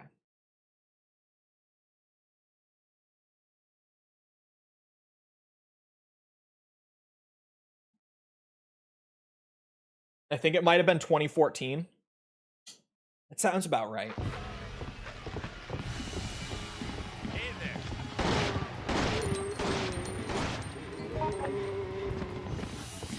Listen to me. Can anyone hear me? I think it was 16, 17. I'm gonna have to look it up. I'm gonna have to. That honestly is one of the like most interesting points like of history for Capcom.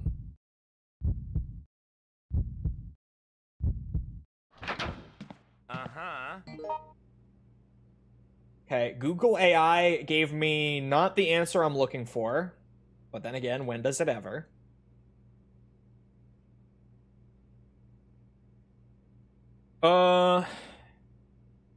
It said early 2010s, and basically was just like, yeah, because of Resident Evil 6 and Street Fighter 5, they nearly had to file for bankruptcy.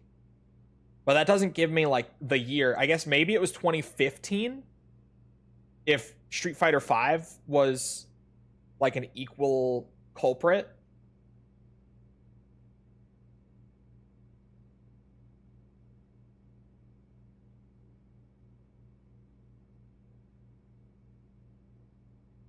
Um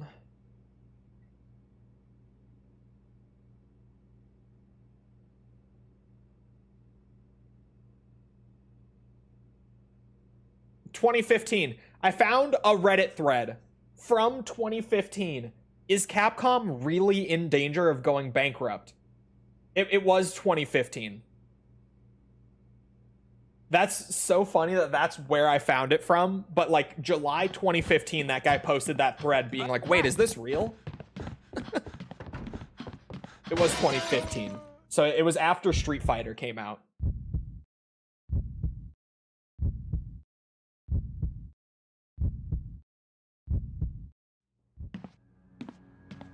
I should have made more Ace Attorneys. They never failed. The thing with Ace Attorney is they never failed, but they were also super cheap to produce, but unfortunately not like massive commercial successes. Like Ace Attorney is pretty successful, but not in the way that like Resident Evil or Street Fighter or Monster Hunter or things like that are. Even Dead Rising, back when that was still going strong. Like Ace Attorney was super cheap for them to make compared to most of their games, but also Son of a bitch. relatively Wow. not relatively, comparatively not as popular. That's a better word, comparatively. I like that one. I'm gonna wait until I get to Main Street to try to find where that is. Meanwhile, Konami just refused to make games for 10 years. Well, because Pachi slots, man.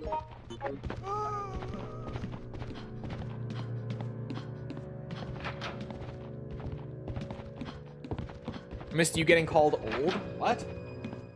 Where did I get called old? Who called me old? Who was it? I'm not seeing it. Also, I don't remember where the key is on this difficulty. The blue key. Hot sauce?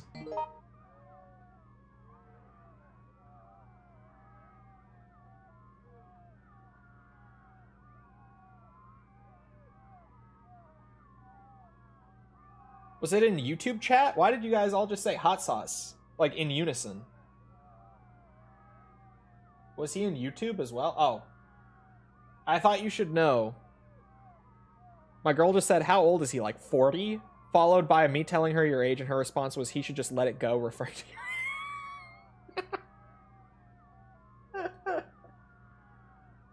I did miss that. What the fuck?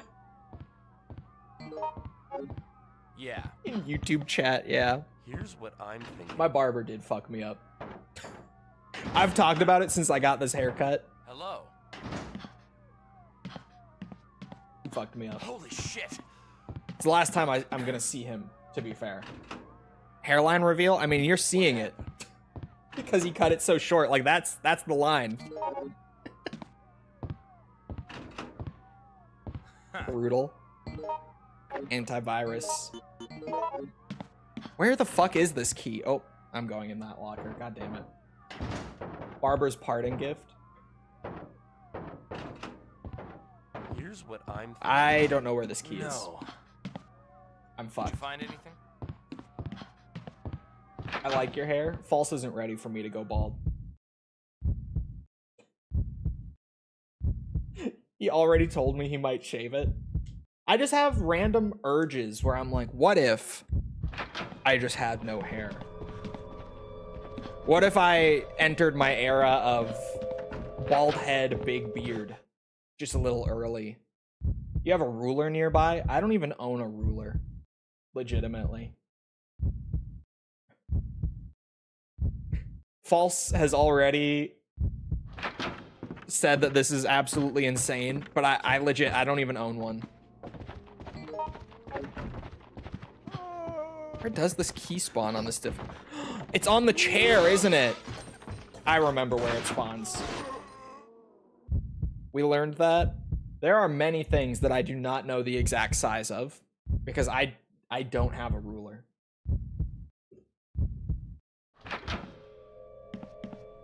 We have to go. You go bald, you need to get, or grow your beard and get absolutely jacked. That's been the plan. You don't understand. That has been the plan.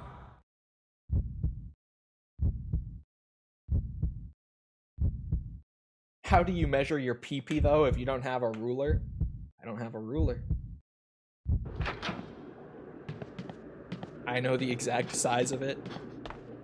Yeah, Mikkel knows.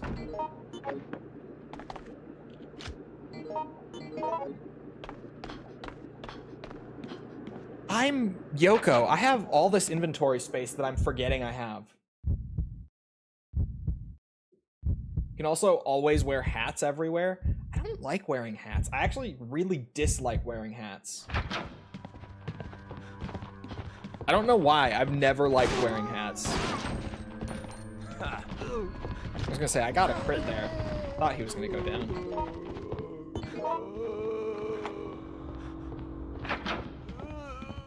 Coke can or sharpened pencil? What is that comparison? Don't know what to do. Coke can or sharpened pencil is crazy. You will when you're bald and it's cold as shit? Probably, actually. Did you find it? Okay. Oops, I just closed my stream dashboard. We are on seed 5. Or, sorry, not seed 5. We have group 5, as I've labeled them in the spreadsheet. Which is set 2. So, I also need to be on the lookout for this hanky. It's not called hanky on here. Will's secret saving? Wait, you're bullshitting me. Okay. On the location of this, it's ridiculous.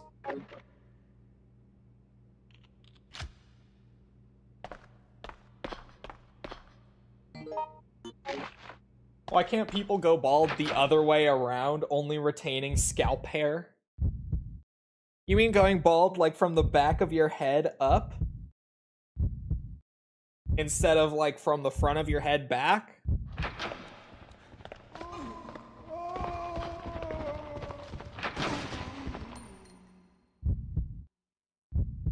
That would be so cursed. Like, crown balding is a thing, where it's, like, the top of the back of your head, right? But I'm picturing, like, the neck hair is so annoying. Bro, actually, like, the back of your neck is very annoying. He's kind of spitting, chat. I'm going here.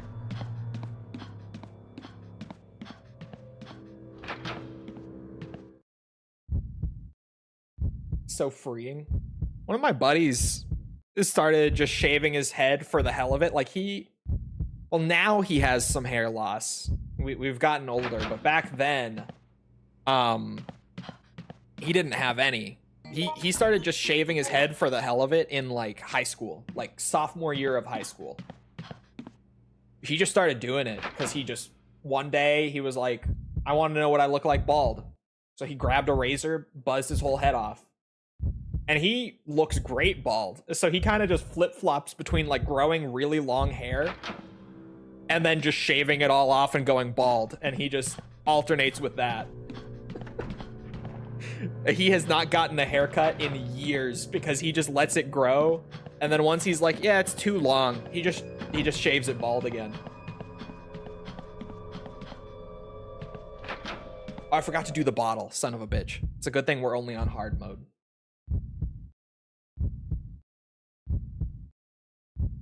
Do you have the urge to go bald? I get like the winter arc urge, if you know the terminology. If you're familiar with the winter arc.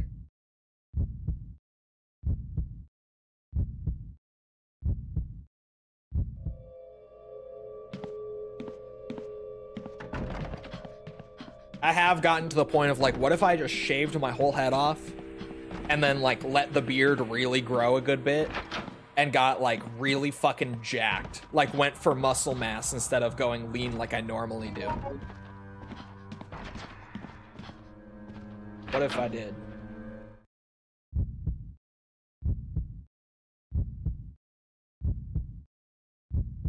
I've thought about it many times. I would look so different. Minus the jacked part. That's like the most appealing part though. The other things are just to accent the being jacked, you know? It doesn't work if you don't get the muscle mass going. Because I normally go for a more, what's it? A more lean build. But every once in a while I'm like, what if I went for mass instead? I think about it from time to time. I do. I'm chubby right now, though. I've gotten too comfortable. I could use a winter arc, actually. What's your current body fat? Man, who the fuck knows? Who's measuring that? If you get a bald spot, go full Heihachi Mishima. I absolutely would. You don't even know. More men should go for the Heihachi. I agree. Bro, you would be the talk of the town with that haircut. My god, he's using the fucking bug spray on the zombie and it's working. I love Mark so much. God bless this man. Don't come back to Tekken. I really have not had the urge. This patch has been so fucked. I played a little bit, like, with Owen. And even just us playing, like, I play a lot of Heihachi now. Probably just as much as I play of Kazuya these days. And even, like, I hate what they did to Heihachi with this patch. It's so fucking stupid. Granted, I like the Mishima archetype because I like the idea of they take a lot of effort, a lot of fundamentals, but if you can master those things, then you have one of the best characters in the game, only if you put in like hundreds of hours of work. It makes me feel good and alive. I like that because then like each time I rank up on a Mishima, it feels earned, you know? It feels like I worked my ass off for that. That doesn't happen without a ton of effort on those characters. Bro, this season, Heihachi is just like, charge move chip damage, charge move chip damage, hell sweep. It's so stupid. Like, Heihachi is actually dumb on this patch. I hate it. Because, like, I love Heihachi in Tekken 8. He's so well designed, or at least he was, prior to this patch. And this patch fucked him up. I hate it. I really hate it.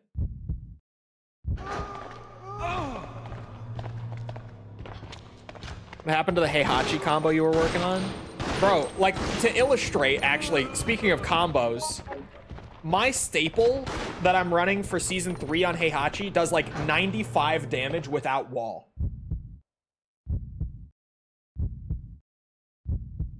I want to go back to Season 2. Bro, it's crazy. I do too. Compared to what we have right now. I do too. Back to basics, my ass. They got us. We fell for it again. First we got the defensive patch, then we got back to basics. We fell for it again. It's crazy.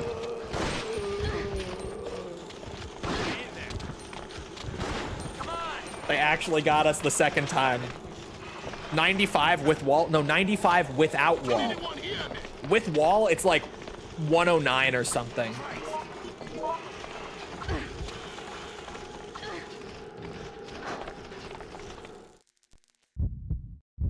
Heihachi is so dumb this patch.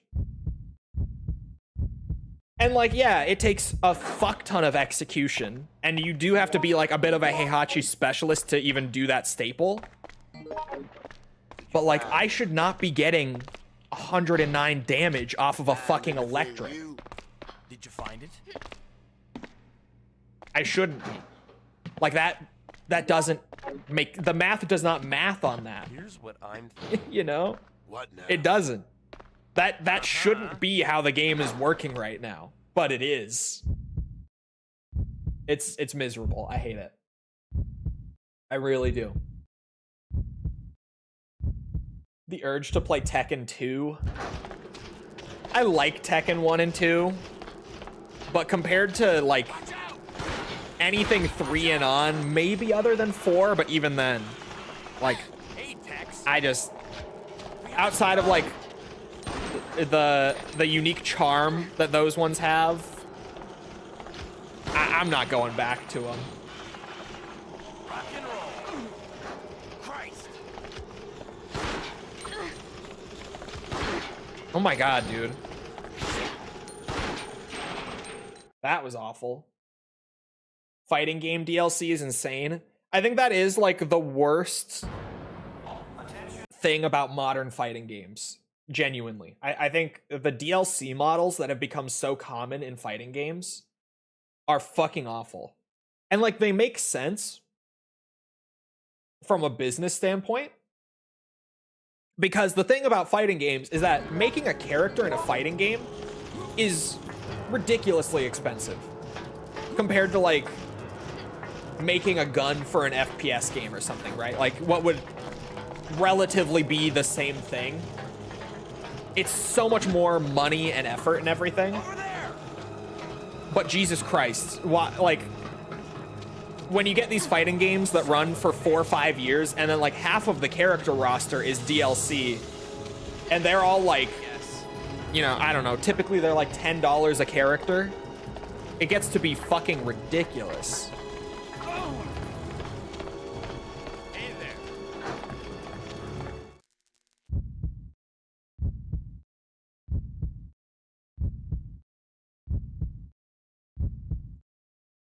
$4X DLC? What is 4? Oh. Oh, 4X is like Civ and see I know things. It's like Civ or like Warhammer 40K Gladius or those, yeah. 4X. I know it. I'm up with the lingo. All right, come on. I know things. I've had very little exposure to the genre. That's why I didn't immediately get it.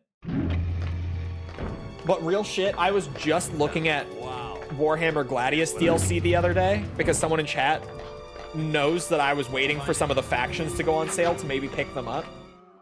And bro, buying even like the cheapest faction in that game, even with the sale right now, is like $11.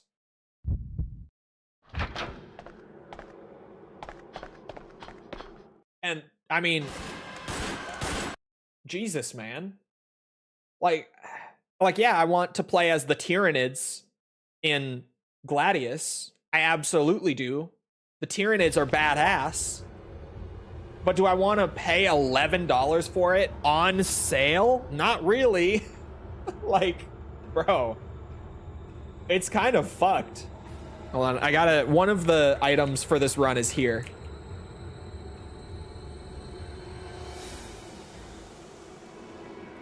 Oh, no, that's later. Is this Main Street right here? No, where? Oh, that's Main Street? Bro, the final section is Main Street. Okay. I stomp bugs. Yeah, like, I want the Tyranids. I want the Eldar. I want the Chaos Marines. They're all in that game. And the thing with Gladius that's really cool is that every faction plays totally differently. Like, the economy management, the unit types, everything is different when you play a new faction. Legitimately. But for them to be like $10+ on sale, like I really can't justify spending that for just an additional faction in a game that I already own.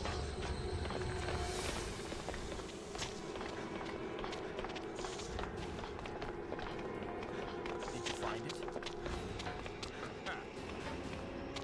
Especially if I got like all the factions I wanted. Because are the Tau bitchless? Absolutely. Did you find anything? But at the same time, yeah, I would like to be able to whip out the Tau once in a blue moon just to change it up. You know? Just for the variety, it would be great. It would be great. But it's so expensive. Oh god, they're getting closer.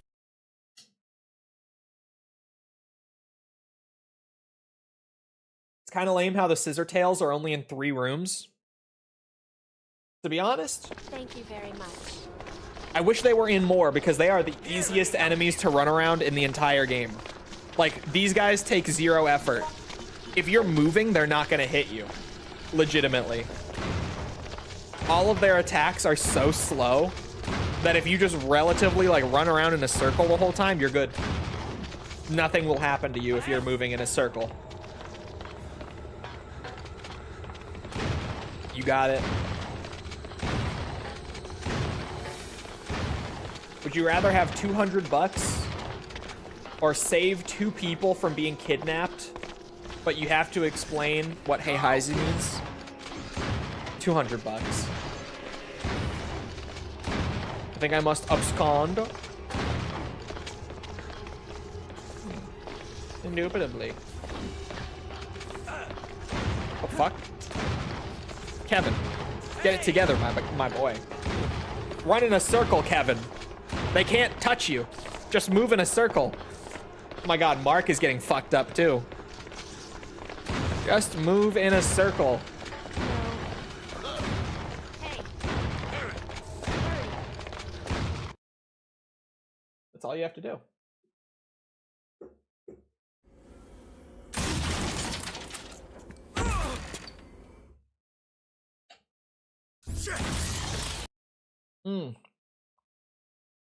My zombies fans in chat, get this, right? Get this. You guys don't even know about Moo Time? It's okay, I don't know about Moo Time. What the fuck is Moo Time? I guess. I guess. Listen. Oh, I talk shit? What? False and I last night for my zombies, boys. Get this. We played more Call of Duty Black Ops 2 Zombies Buried. And we were having a great time. We were doing the Easter egg, which she had never done. I have not done since like 2013, and it was going well. Everything was going so smoothly. The steps are actually way more fun than I remember. And then get this, right? I forgot to set something up beforehand, and we got to the step where we needed it, and we hit a hard soft lock. Because apparently, before you do this one step for the Maxis side of the Easter egg, it is required to set up a time bomb before you do the step and then jump back. I forgot, so we did that step, and then I was like, oh, we need a time bomb. Got them from the box and then tried to use them. Full soft lock. You can't, like, I went and searched Reddit threads and stuff to see if there was a way to fix it. We were fully locked because I forgot the time bombs ahead of time and only remembered them once we got to the step where they were needed. Why? And I was just like, what? Because normally zombies eggs don't have something like that where it's like, oh, if you do this one step out of order, you literally can't progress. That's super rare. Like, that never happens. There's normally some like, oh, if you fucked this up, you can do this thing and it will let you continue. But it just didn't have something like that. It's just, if you don't have a time bomb placed before you do the thing, it's over. Anyway, hold on. Hot sauce. Oh boy, you want to know about moo time? I can tell you moo time. Let me share my autistic fixation. Okay, bye for real though. He really set it up with like, oh boy, let me share this amazing thing with you. All right, bye. Is there no way to open this? What the fuck?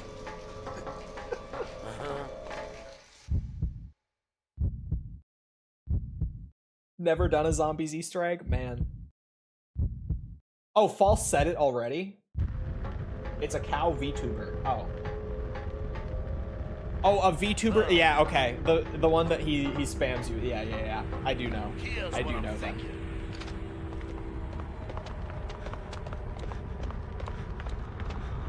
Usually a safeguard. A safeguard. Yeah, there's not. This one just legit. Because of the way the time bomb works, where like when you place it down, that's the point that you'll travel back to when you actually activate it. If you don't have one placed down, you're gonna rewind to a point where the step is already done, and you need to do the step and then go back to before it was done to continue and get the thing to work. So we got like 70% of the way done and then hit a hard soft lock just because I forgot the thing ahead of time. And I felt so bad because I'm the one guiding her. So I'm like, man, I forget one thing because I was doing great. This is one of the smoothest processes guiding her through an Easter egg I've ever had. Like we were sailing through it. And then we hit this point where it's just like, oh yeah, if you haven't placed it yet, you're fucked. It's a reset. No.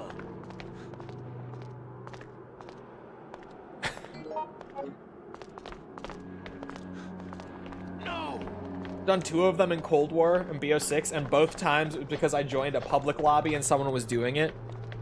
The zombies Easter eggs are so hit or miss, but when they hit, they're great.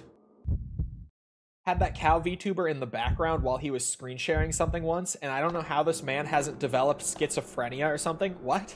Here's what I'm thinking. Wait, what? I'm sorry, I need more elaboration on this now. I only just caught that message. What the fuck are you guys talking about?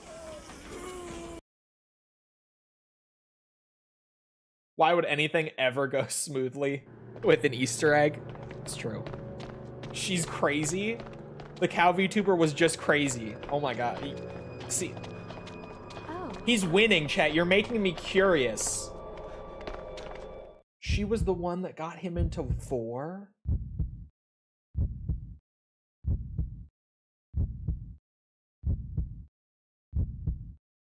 Constant screaming and weird noises.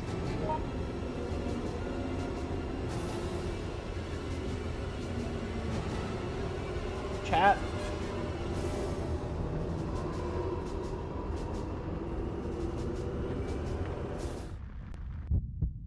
Chat, hold on. First off, it's as a bit. You shut up. Oh, look.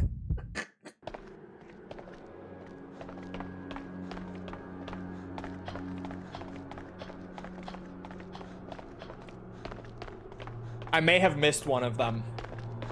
I may have gotten a little carried away with the yapping and missed one of the SP items. And it's a specific seed one. Oh no, it's not a specific seed one. Oh. Oh, it's not a specific seed one, actually. So if I missed it, we're okay. I would rather get it now. But if we missed it, it's fine. I don't think you can go back to in front of Apple Inn. Oh.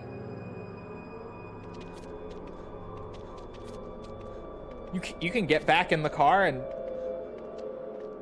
Really? Would you rather live in Raccoon City or Tampa, Florida? Raccoon City.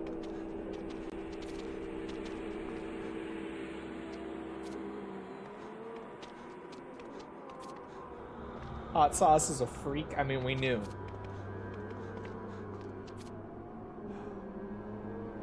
Finally. Over there! Here! Here! Come here! Come here!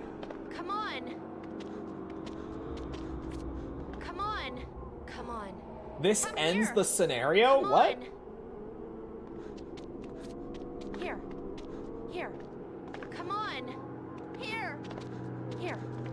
Come Tampa here. has them Here. fent zombies, Come the here. F virus, Come if here. you will. Here.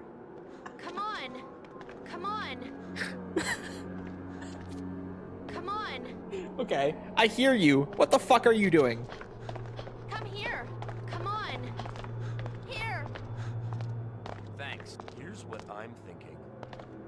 Oh, I accidentally put him down trying to No. run. Hello.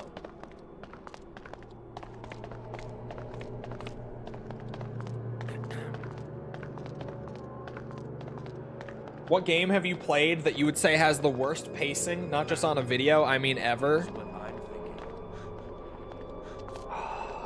What? What? There must be other survivors. He's here. Okay, that's fine. They're not specific seeds. They spawn on either one, so. No way. I got both of the Is there specific no seed way to ones open- already this Oh, run. oh.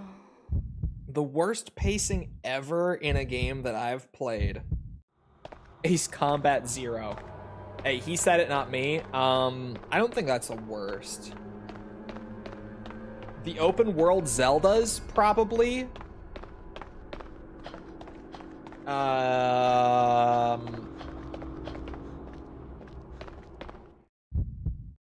RE6 is probably a contender.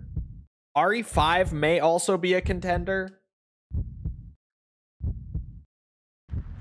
But RE5 and 6, I feel like with both of those games, it's not even an issue with the pacing. It's just that everything... Or sorry, not everything. It's just that like half of the game is actively unfun to play through.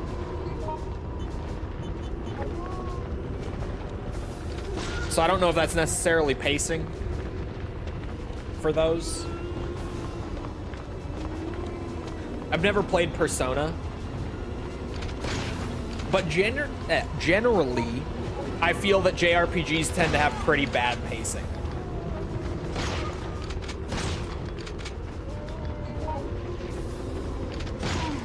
At least in my experience. I would believe it just because I feel like most JRPGs struggle with pacing.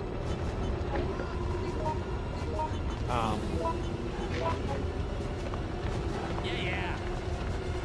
Ahead. Hi. When I think pacing issues right now, my brain really goes to Yakuza just because it's such a prevalent issue with them. A lot of the Yakuza games struggle with pacing. Like a ton of them do.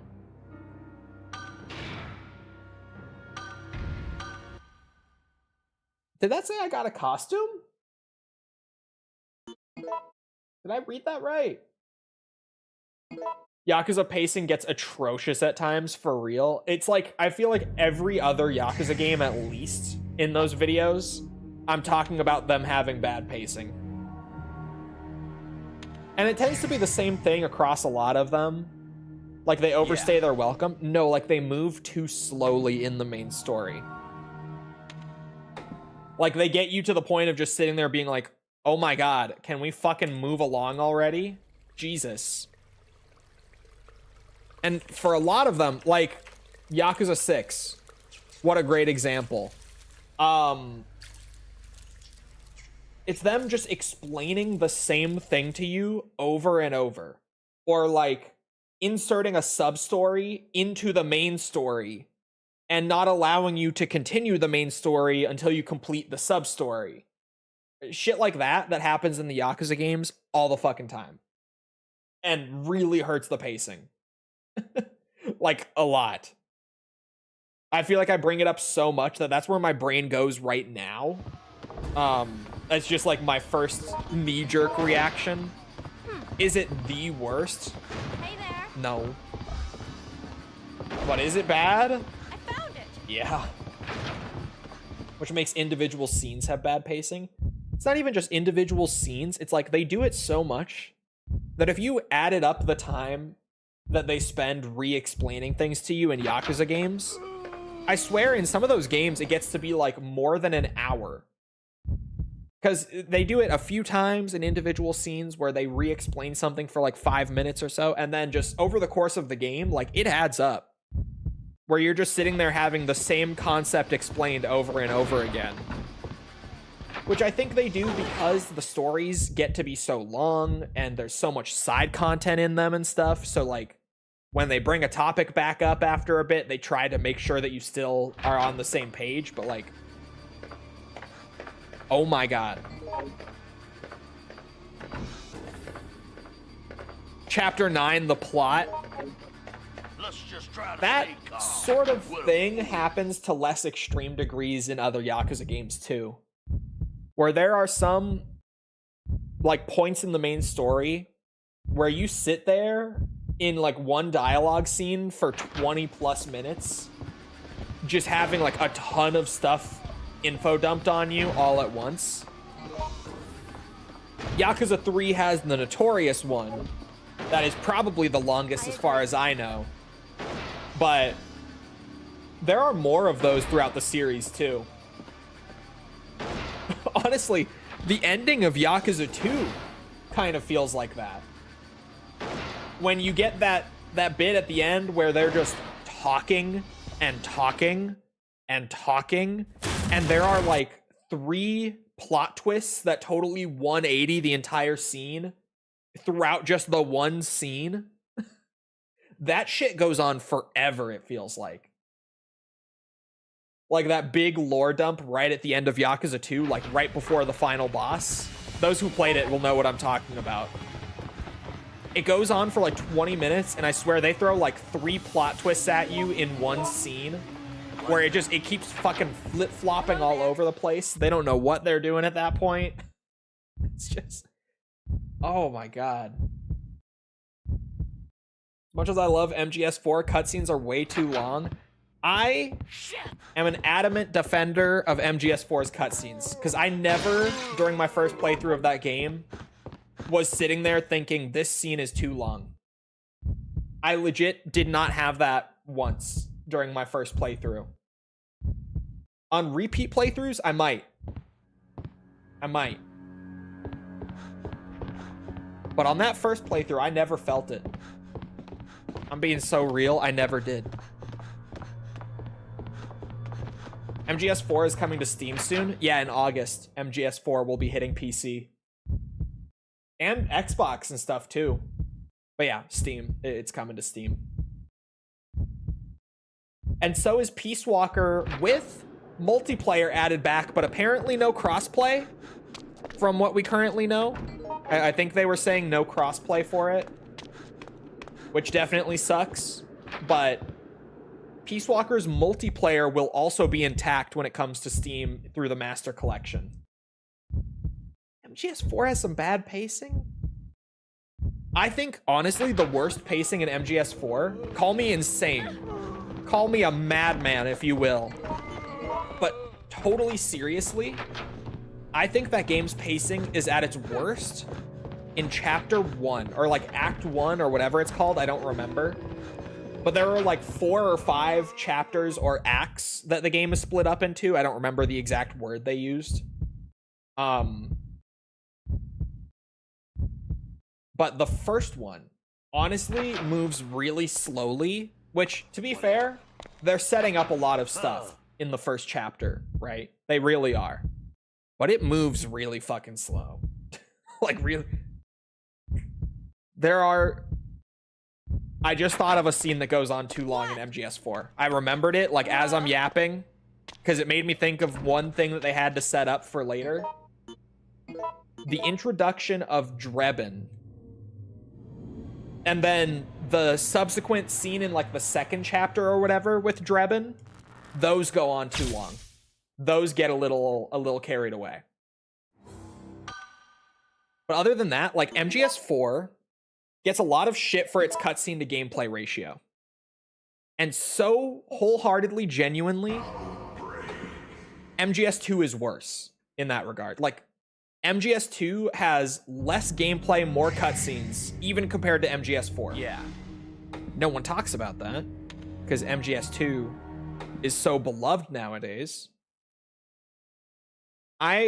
so strongly after playing MGS4 for myself, feel like MGS4 is a glorified movie, there's barely even any game, is just such like a weird take that blew up from like a couple of YouTube video essays, and everyone was just like, that's true.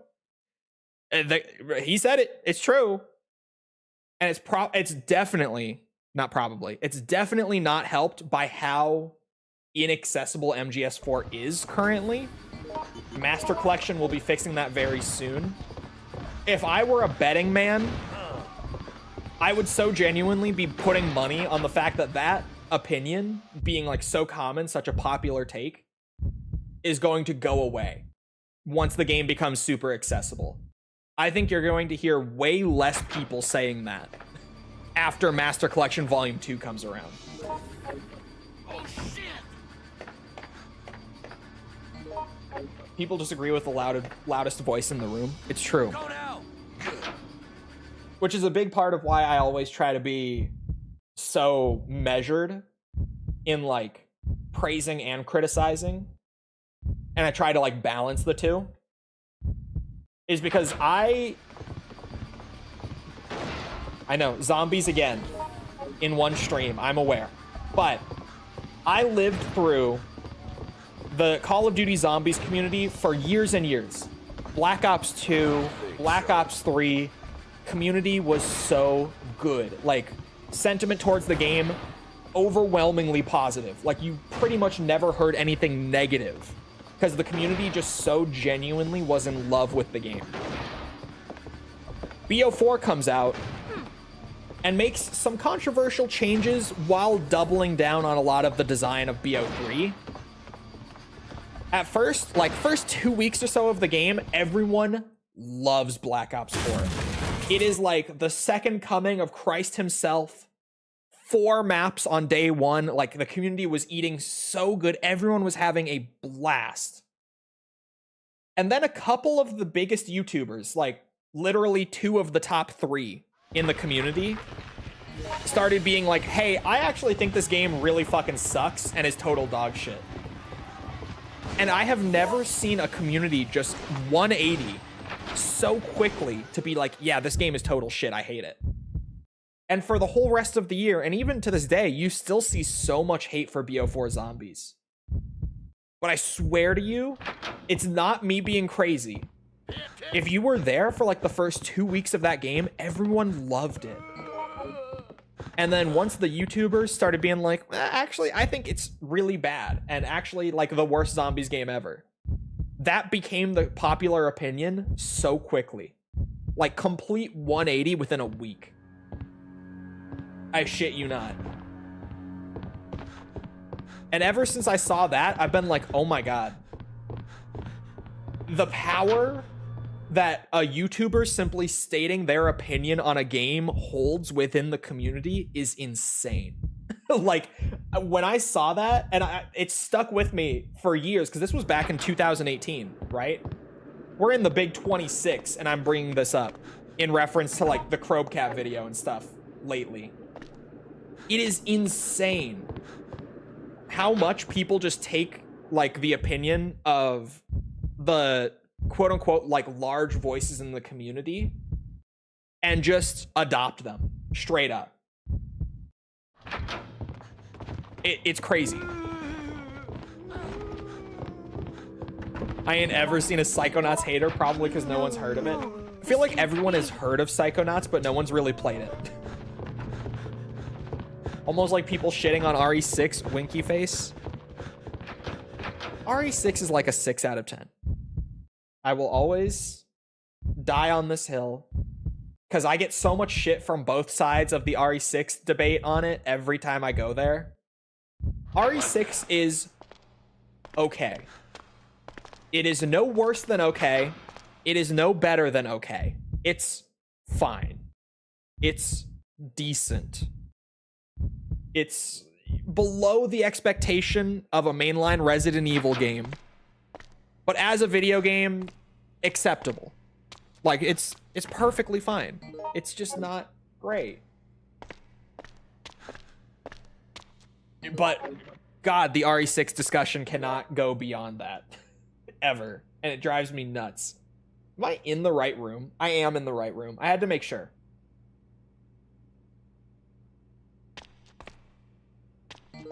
Dead Aim isn't a 6.1 out of 10.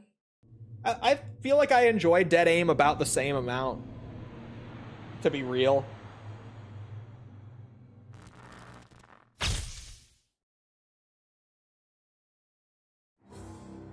It's rare I actually dislike a campaign.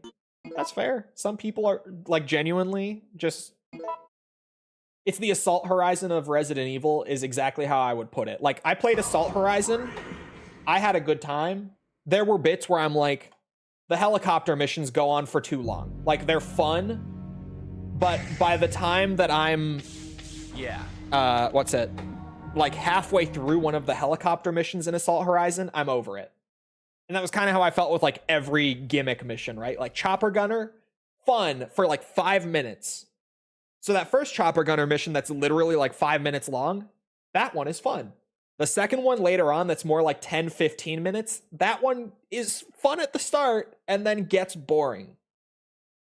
Helicopter missions are always great for, like, 15 minutes, and then I'm sort of ready to go back to flying the jets. And one of the helicopter missions, particularly near the end, is, like, 20 plus minutes, and it goes on a little long. Like, by the time that it's over, I'm very ready for it to be over, you know?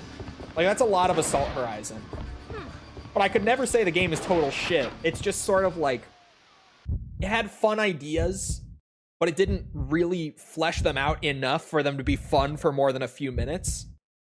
But the game acts like they are fun for more than a few minutes, so you spend way longer on them than you should.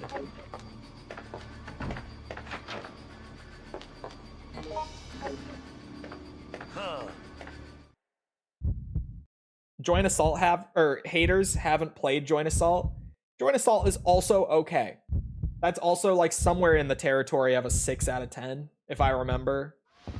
It's been a while since I played it, but I felt about like that, where it's like, yeah, it's okay. A lot of Joint Assault stuff is really cool. Like, its soundtrack is great. Its roster of planes is amazing. Its mission design is really fun, the co-op stuff. But holy shit, that flight model is terrible. Like, just the basic, like, flying the plane and controlling the game is some of the worst from the franchise in Joint Assault.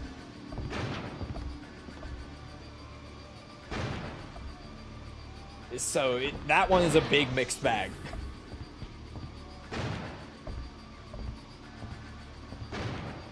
In the Big 26, we have a lot of bland, uninteresting games. We always did, to be fair. It's kind of always been that way. Especially, like, playing some of the more obscure entries of stuff for the retrospectives. It's not even limited to, like, 1 or 2 of them. Like, I'm so serious where, like,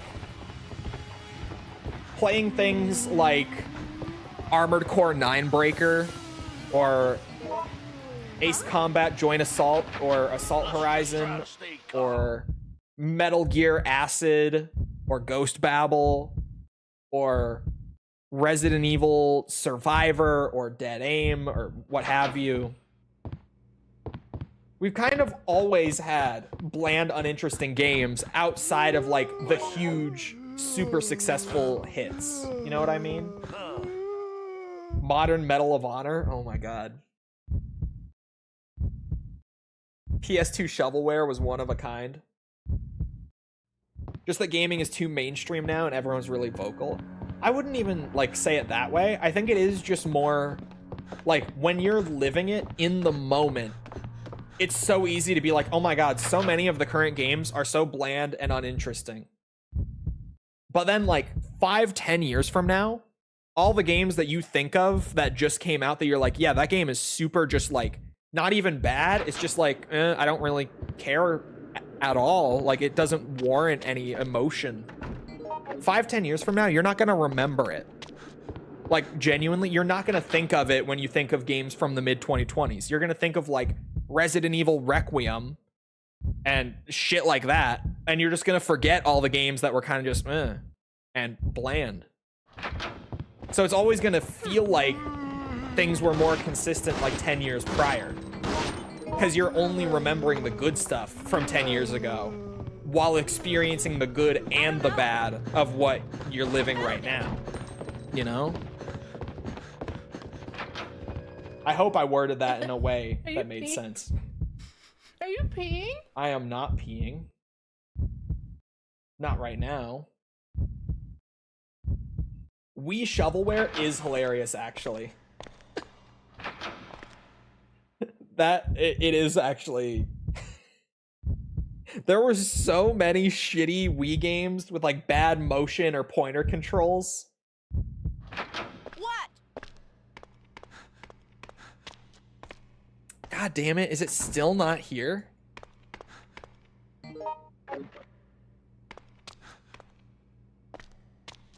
Oh my god, and DS too. Yes.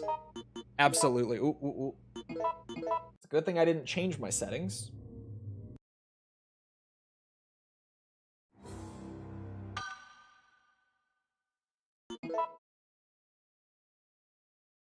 I had Over the Hedge on Xbox, not on PS2, but I'm assuming it was the same game. That was some junk. I had that one. I played Over the Hedge on Xbox. That was a great movie, though. Yeah. I fucking love Over the Hedge.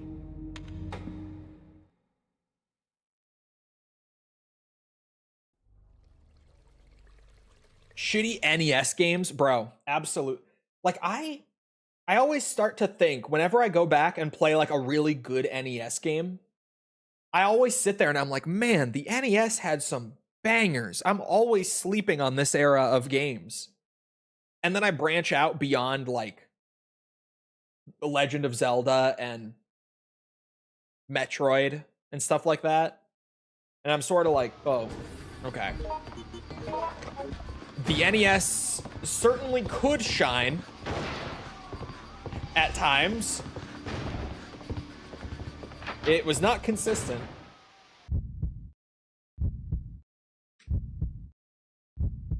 Not every NES game is Castlevania. Yeah, Castlevania too.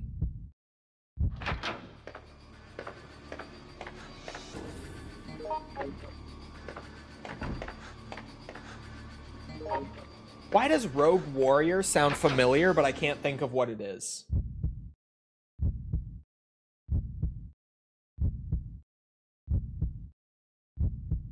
I had both of the DS Transformers games. They had like one that was Autobots and one that was Decepticons. They were two separate games you would buy. I had both of them. And I actually remember the first one that I got when I broke my eye socket because my parents felt bad. And they were like, okay, let's go to Circuit City and pick out a game once I was out of the hospital. And that's what I picked. That's what young me chose, was I think the Autobots one, if I recall correctly. Why now? I have too many anime women in my ears. It's like 5 at least. Well, that's why I'm here, obviously. Did they break it? No. No, no.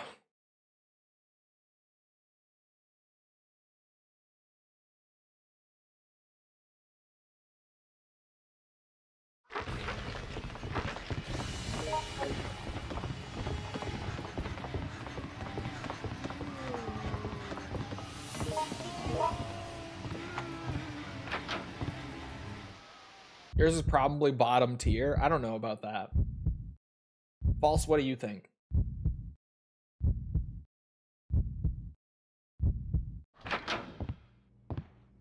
What?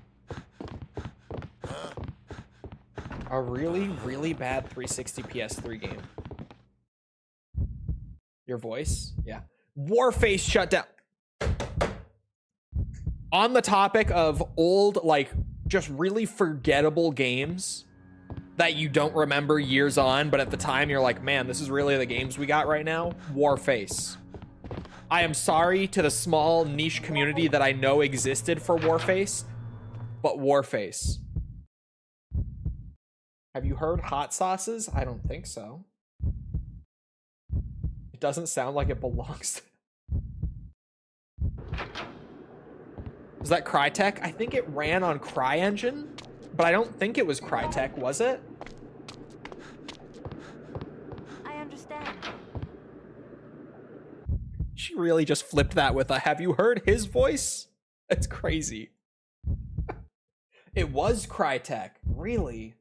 That is so unlike them to make that.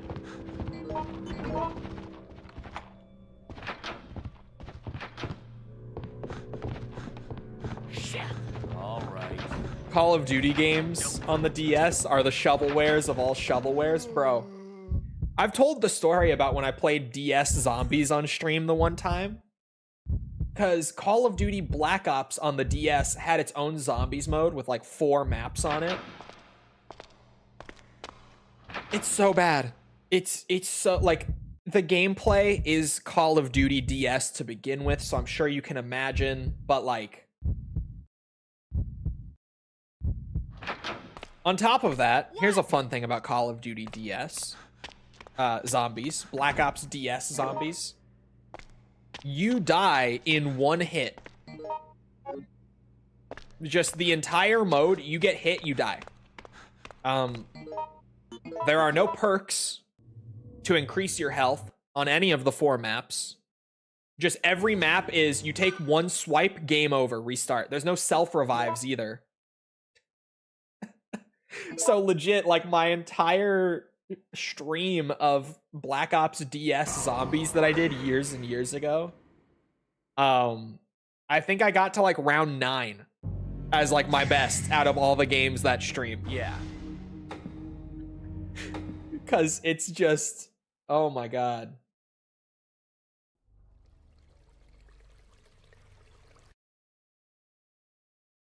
If I want to play an extraction shooter, I'll find something else, SMH. Wait, what?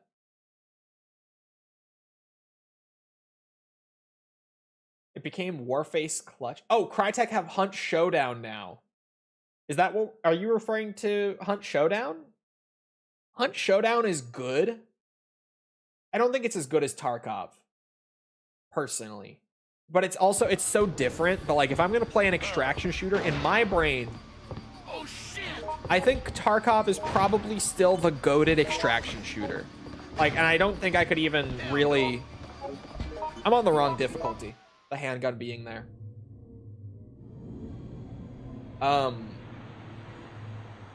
Honestly, Marathon is really good. I'm liking Marathon. I haven't gotten too deep into it because I'm like a month late to it. But like now that I'm playing some Marathon, I like it a lot. I don't like it as much as Tarkov, I don't think.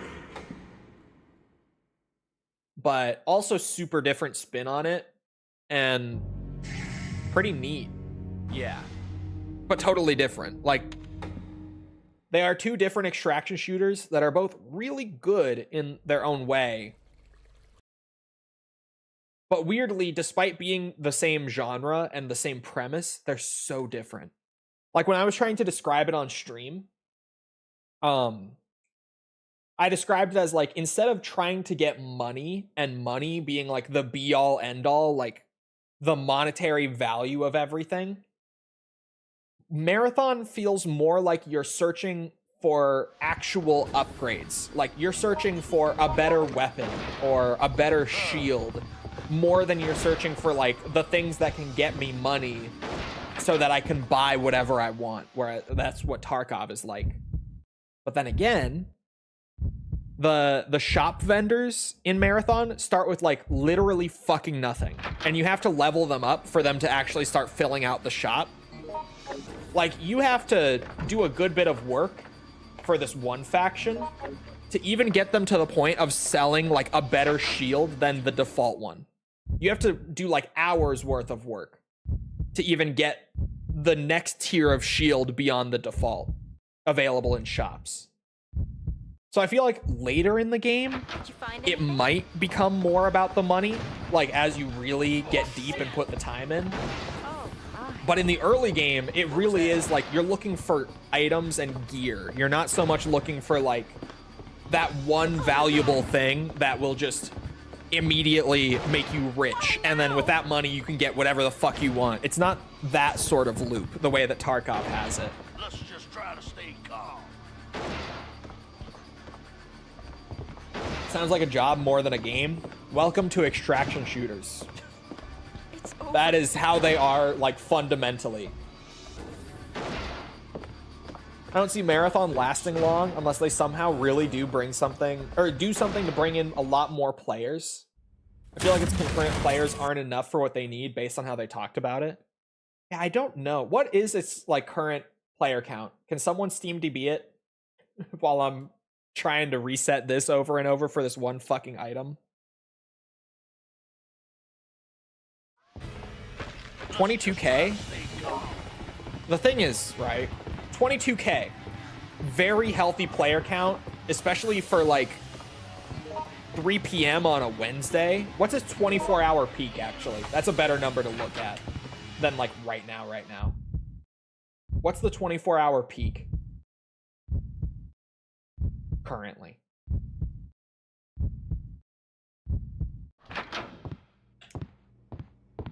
That's the better number. We got For nothing. Bungie, it's very low. Find anything you Oh, that was its 24-hour peak. Okay. Okay. So 22K is a healthy game, but that is kind of true about, like, with the amount of money that would have gone into making it, because we know a ton went into it. I understand. And especially, this is, like, even that amount of money, I would be like, 22K over the long term is probably sustainable. Given that this is like a month in where everyone who just tried it to try it is probably gone now, and it's only the players who like it who are playing now. That's what I was going to say. Under the context of this is the first project that they've shipped after being bought out for billions of dollars by Sony.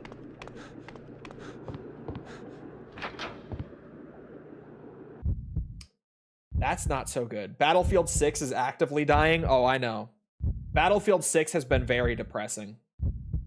Like, ever since that Season 1 update hit, and it was sort of like that, oh, moment, you know?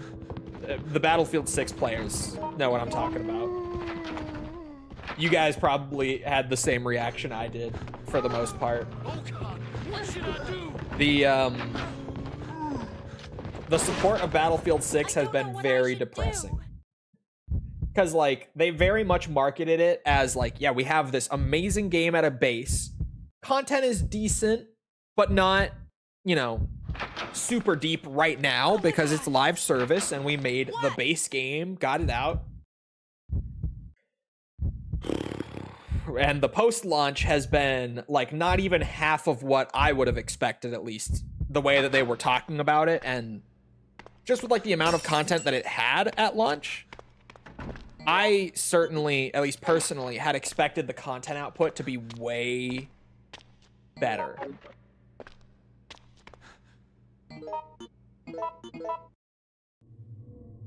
We're never getting this seed, are we?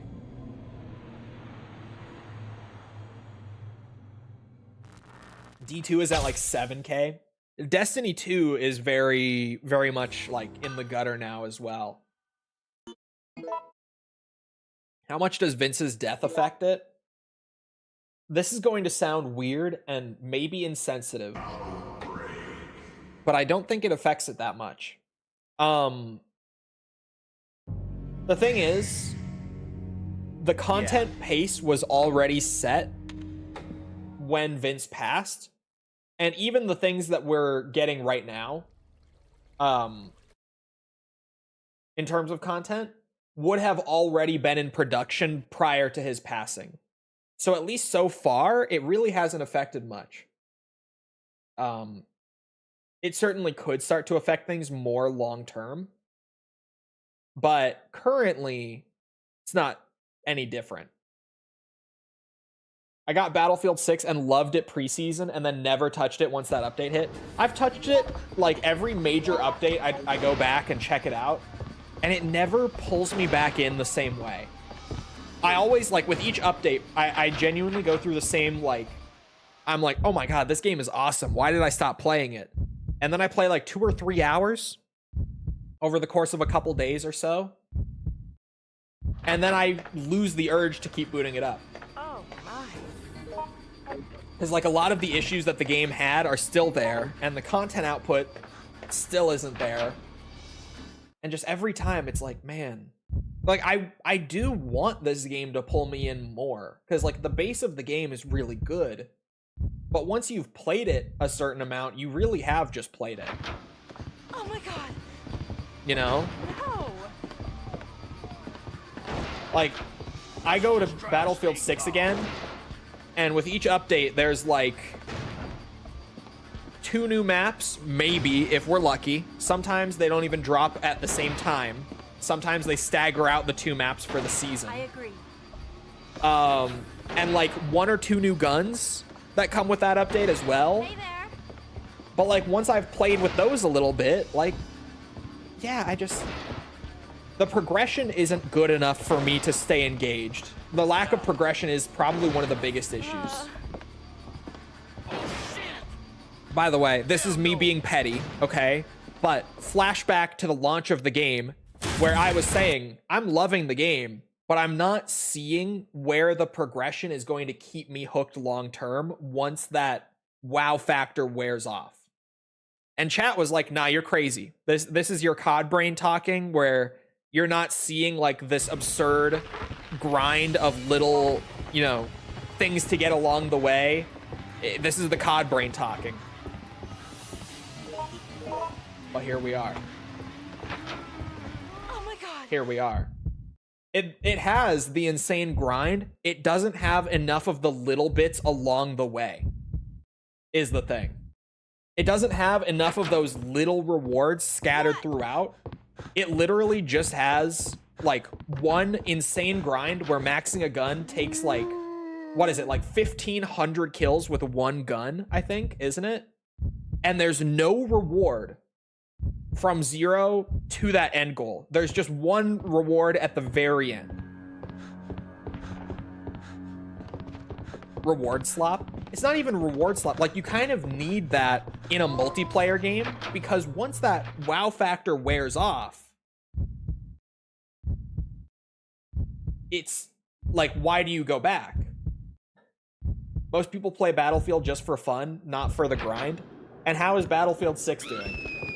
Like, it's true, but the community reaction right now is like, the game was fun at the start, and since then it has not been fun. Was fun until the COD bros got in. I've been playing Battlefield all along. This is, it's not to do with the COD bros, it's the game. I say all along. I've been playing Battlefield every game since Bad Company 2. Was the first one I played, and I've played every release since. And legitimately, like, it's suffering because they aren't fixing the actual issues. Absolutely. Like, progression is an issue. Balance is absolutely an issue. It has been for a lot of the game. And that's not even like gun balance. Gun balance is not great. It's really not. The maps are bad. That's 100% true. There are like a couple maps that shine, and then the rest are just not very good. But the biggest thing with the balance, and they've even tried to address this, and they're still not nailing it down the way they need to. Vehicle balance. Oh my god. Like, vehicles in that game, they're not able to fulfill their role because they have no health. And then engineers can carry like 6 fucking rockets for some reason. They can spawn in with like 4. I said 6. They can spawn in with 4 and get up to 8 potentially. And a tank in this game, from full health, like the full tanks take 3 rockets to kill. I have this And every engineer spawns with 4 potentially. So either the vehicles need more health, or the engineers need less rockets, or both. Or sorry, did I say vehicles need less health? They need more health. Or engineers need more rockets. Or sorry, less rockets. Fuck. You understand what I'm saying. And don't even get me started on the jets. Bro. Don't even get me started on the fucking jets. Because holy shit. I try to play like aerial combat because I love it in those games. Spawn, die, repeat. Like, genuinely. You can't even fly anywhere in that game because the jets have no health. If any anti-air, whether it be infantry rocket, an anti-air vehicle, flak, whatever, if any anti-air hits your jet, you are dead. Like, legit. Even after they did a rebalance, I think during season 2, I don't know, again, I've been in and out. I've been trying to stick with it as much as I can and like waiting for that update where I really start to feel the magic is back. I think it was mid-season 2. They tried to buff the aerial vehicles, both helicopters and jets. And they still die in like 1 second of anti-air fire. Like, and you get one thing of flares to counter it, but that's not enough, especially for the vehicles with the longest respawn timers in the game. Right? It just doesn't work. Gameplay-wise, it's not fun. It's fun if you're playing anti-air and it's just like, oh, boop, gone. But it's not fun for people actually trying to play aerial combat and actually fulfill that role. And because that role can't be fulfilled, the maps suffer even more because there's a whole ass role that's just actively missing from every game. Like, legitimately, it has such a domino effect across the entire sandbox.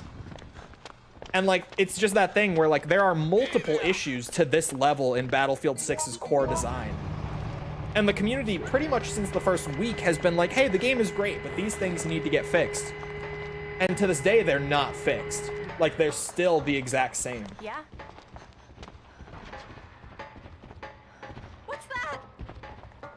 Hold on. The optional class-specific Let's modes. just try to stay calm. Classes should have been weapon locked to begin with. I've said that since the beta. I've never, like, I didn't like it in 2042. Still didn't like it in Battlefield 6.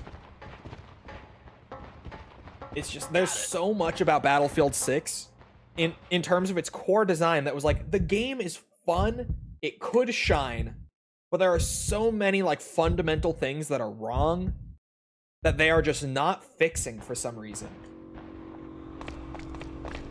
Yeah, they kept the weapon system from 2042 and then brought back carbines, which was a weapon class within the Battlefield sandbox that existed as a generic class that every soldier class could use. And literally what they were like assault rifles, but worse. Like the assault rifles, only assault could use them, or medic, depending on the game, whatever, you get what I'm saying. It was one class that was locked to using the, like, actual assault rifles. And those were intentionally designed and balanced around being really powerful rifles. Like, that was their role, was these are just the best rifles in the game. And the carbine existed to give that sort of all-around, easily used, or easily usable performance of an assault rifle on any class. If, say, you wanted to play a medic, but you don't like LMGs or whatever, right? That was the entire purpose of this weapon class. And they brought them back in the game where you can use any weapon on any class at a base level. Like, there are just things like that that are genuinely baffling. To me, at least. Support does too much, being both medic and ammo. Absolutely. That should have been split up. 100%. I've been saying that one since the beta, too. Like, Assault is very weak in Battlefield 6, because they gave them the passive of, like, oh yeah, you capture objectives twice as fast. And that sounds so valuable. But when you consider how little contribution each individual player has to an objective to begin with, considering the game is made for it to be like a big group effort. Over there. And then the fact that medics just do everything, they can provide you with ammo, they can heal you, they can defib you, they can revive any player on the map instead of just their squad mates. Like, medic does everything. Assault does nothing. Assault doesn't even have the benefit of having the strongest weapons anymore because every class in the game can use assault rifles. Like, Assault in Battlefield 6 genuinely doesn't serve a purpose in the sandbox. There's no reason to play Assault over Support because Support might capture the objectives a little slower, but they can do everything else under the fucking sun. Like, their actual contribution to capturing an objective is so much more significant because they can do everything else. Right? Just there's so many fundamental design flaws with Battlefield 6 that at the beginning of the game, you're like, okay, game is good because of feedback from 2042. So surely feedback on this being like, hey, here are the problems that need to be fixed long term would lead to the game being amazing. Nah, I'm playing Mass Effect. But that just has not happened. Like, still to this day, we're like, what, 7 months on? None of these things have been meaningfully addressed yet. Ow. I'm poisoned. Yeah, I am poisoned. I felt like that first vibration and I thought I was, but I wasn't 100%. I'm feeling it. I am poisoned.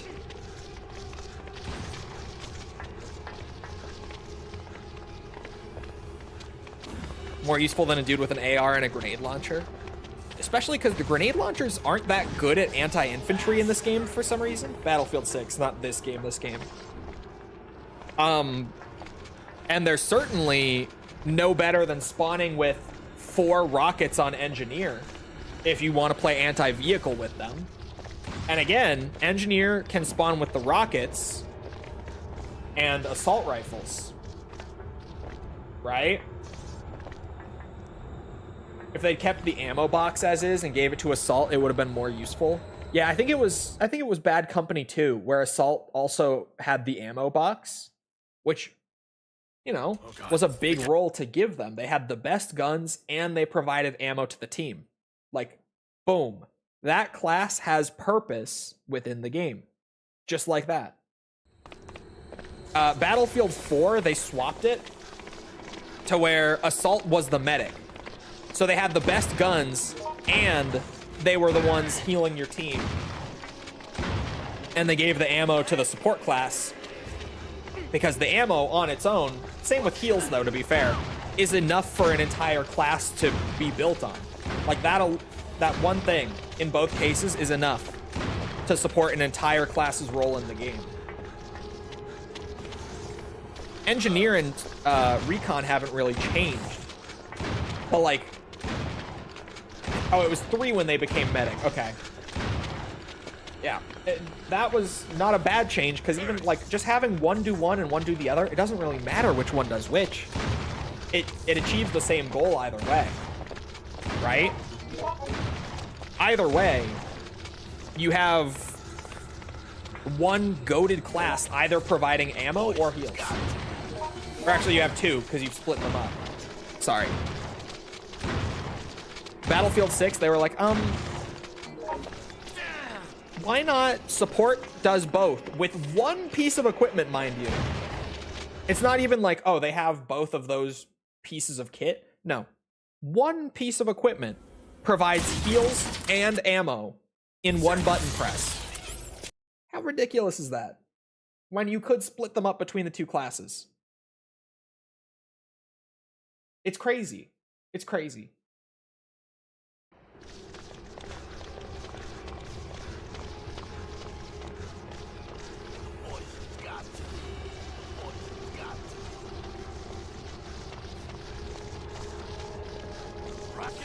I could rant about Battlefield 6's design all day, because I am a big Battlefield fan, and it does piss me off. Just all those little things that I'm like, how is there's such a deep misunderstanding of the purpose of this. Because there are so many things in the game that are done that way, to where it like genuinely is confusing to me. I'll take it. And it makes it so that even like, you know, maps are one of Battlefield 6's biggest problems, right? But then you play a map like Operation Firestorm, that's a remake of one of the best maps from one of the Battlefield games with the best map pool. And that map plays like shit in Battlefield 6 because the core design is so fucked. I think it's because EA shuffles devs around a lot. They don't anymore, though. They literally condensed like 4 different studios into one, specifically to produce Battlefield 6. They homogenized all of their different Battlefield studios into one, specifically for the purpose of making this game.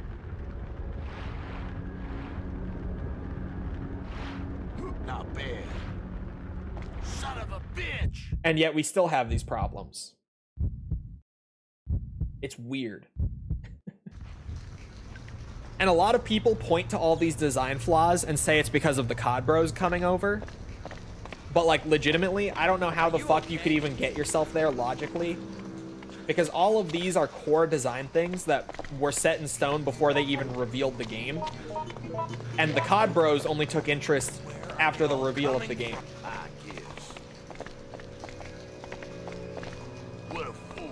Like, these were decisions that were made before they even knew that there was such overwhelming interest from that community in Battlefield 6 specifically.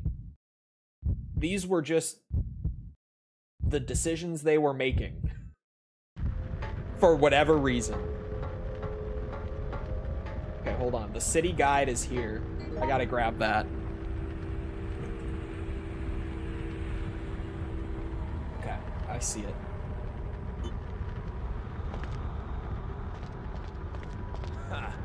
Ha!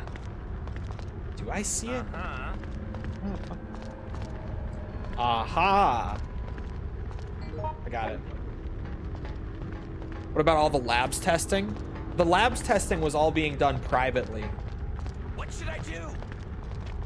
And most of it was also before the reveal of the game.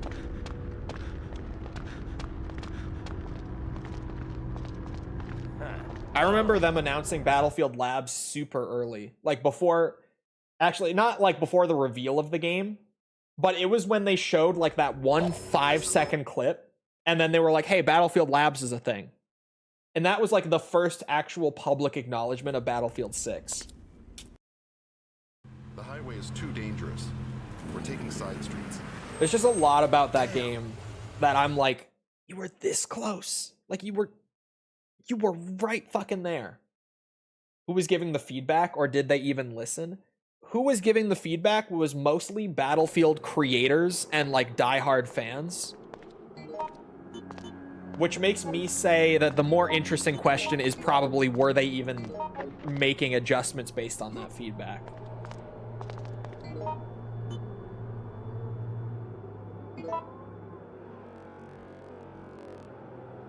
The fact that they justified shutting down the Bad Company games as well as 3 and 4 because of Portal, only to ditch Portal in Battlefield 6. Yeah.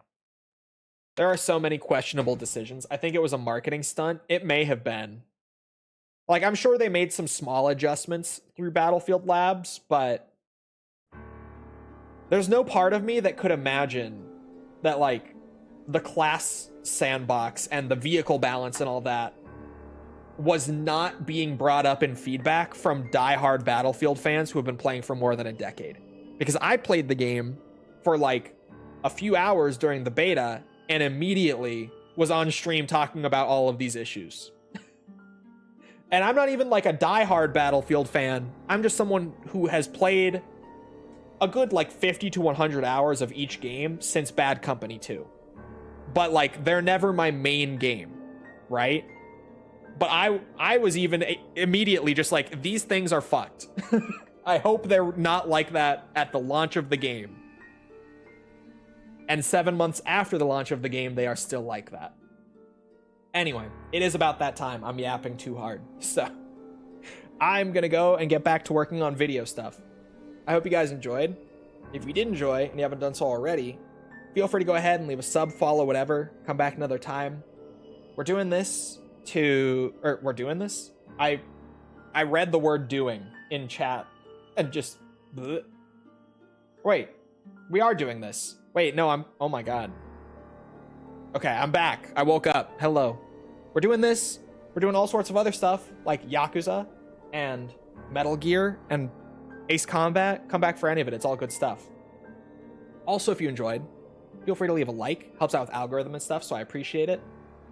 Sorry, Hiccup. Thank you if you've done so already. Thank you if you're about to do so. If you're looking for links to anything else outside of Twitch or YouTube to engage with the community, check out links in the description below. Things like Twitter, Discord server. If you're on Twitch, they're on the channel page. They're in chat commands. You'll be able to find another Hiccup. You'll be able to find whatever you're looking for. Other than that, though, once again, I hope you guys enjoyed. I hope to see you back here next time. I hope you all have a great rest of your day. Thank you for coming to the stream, and goodbye.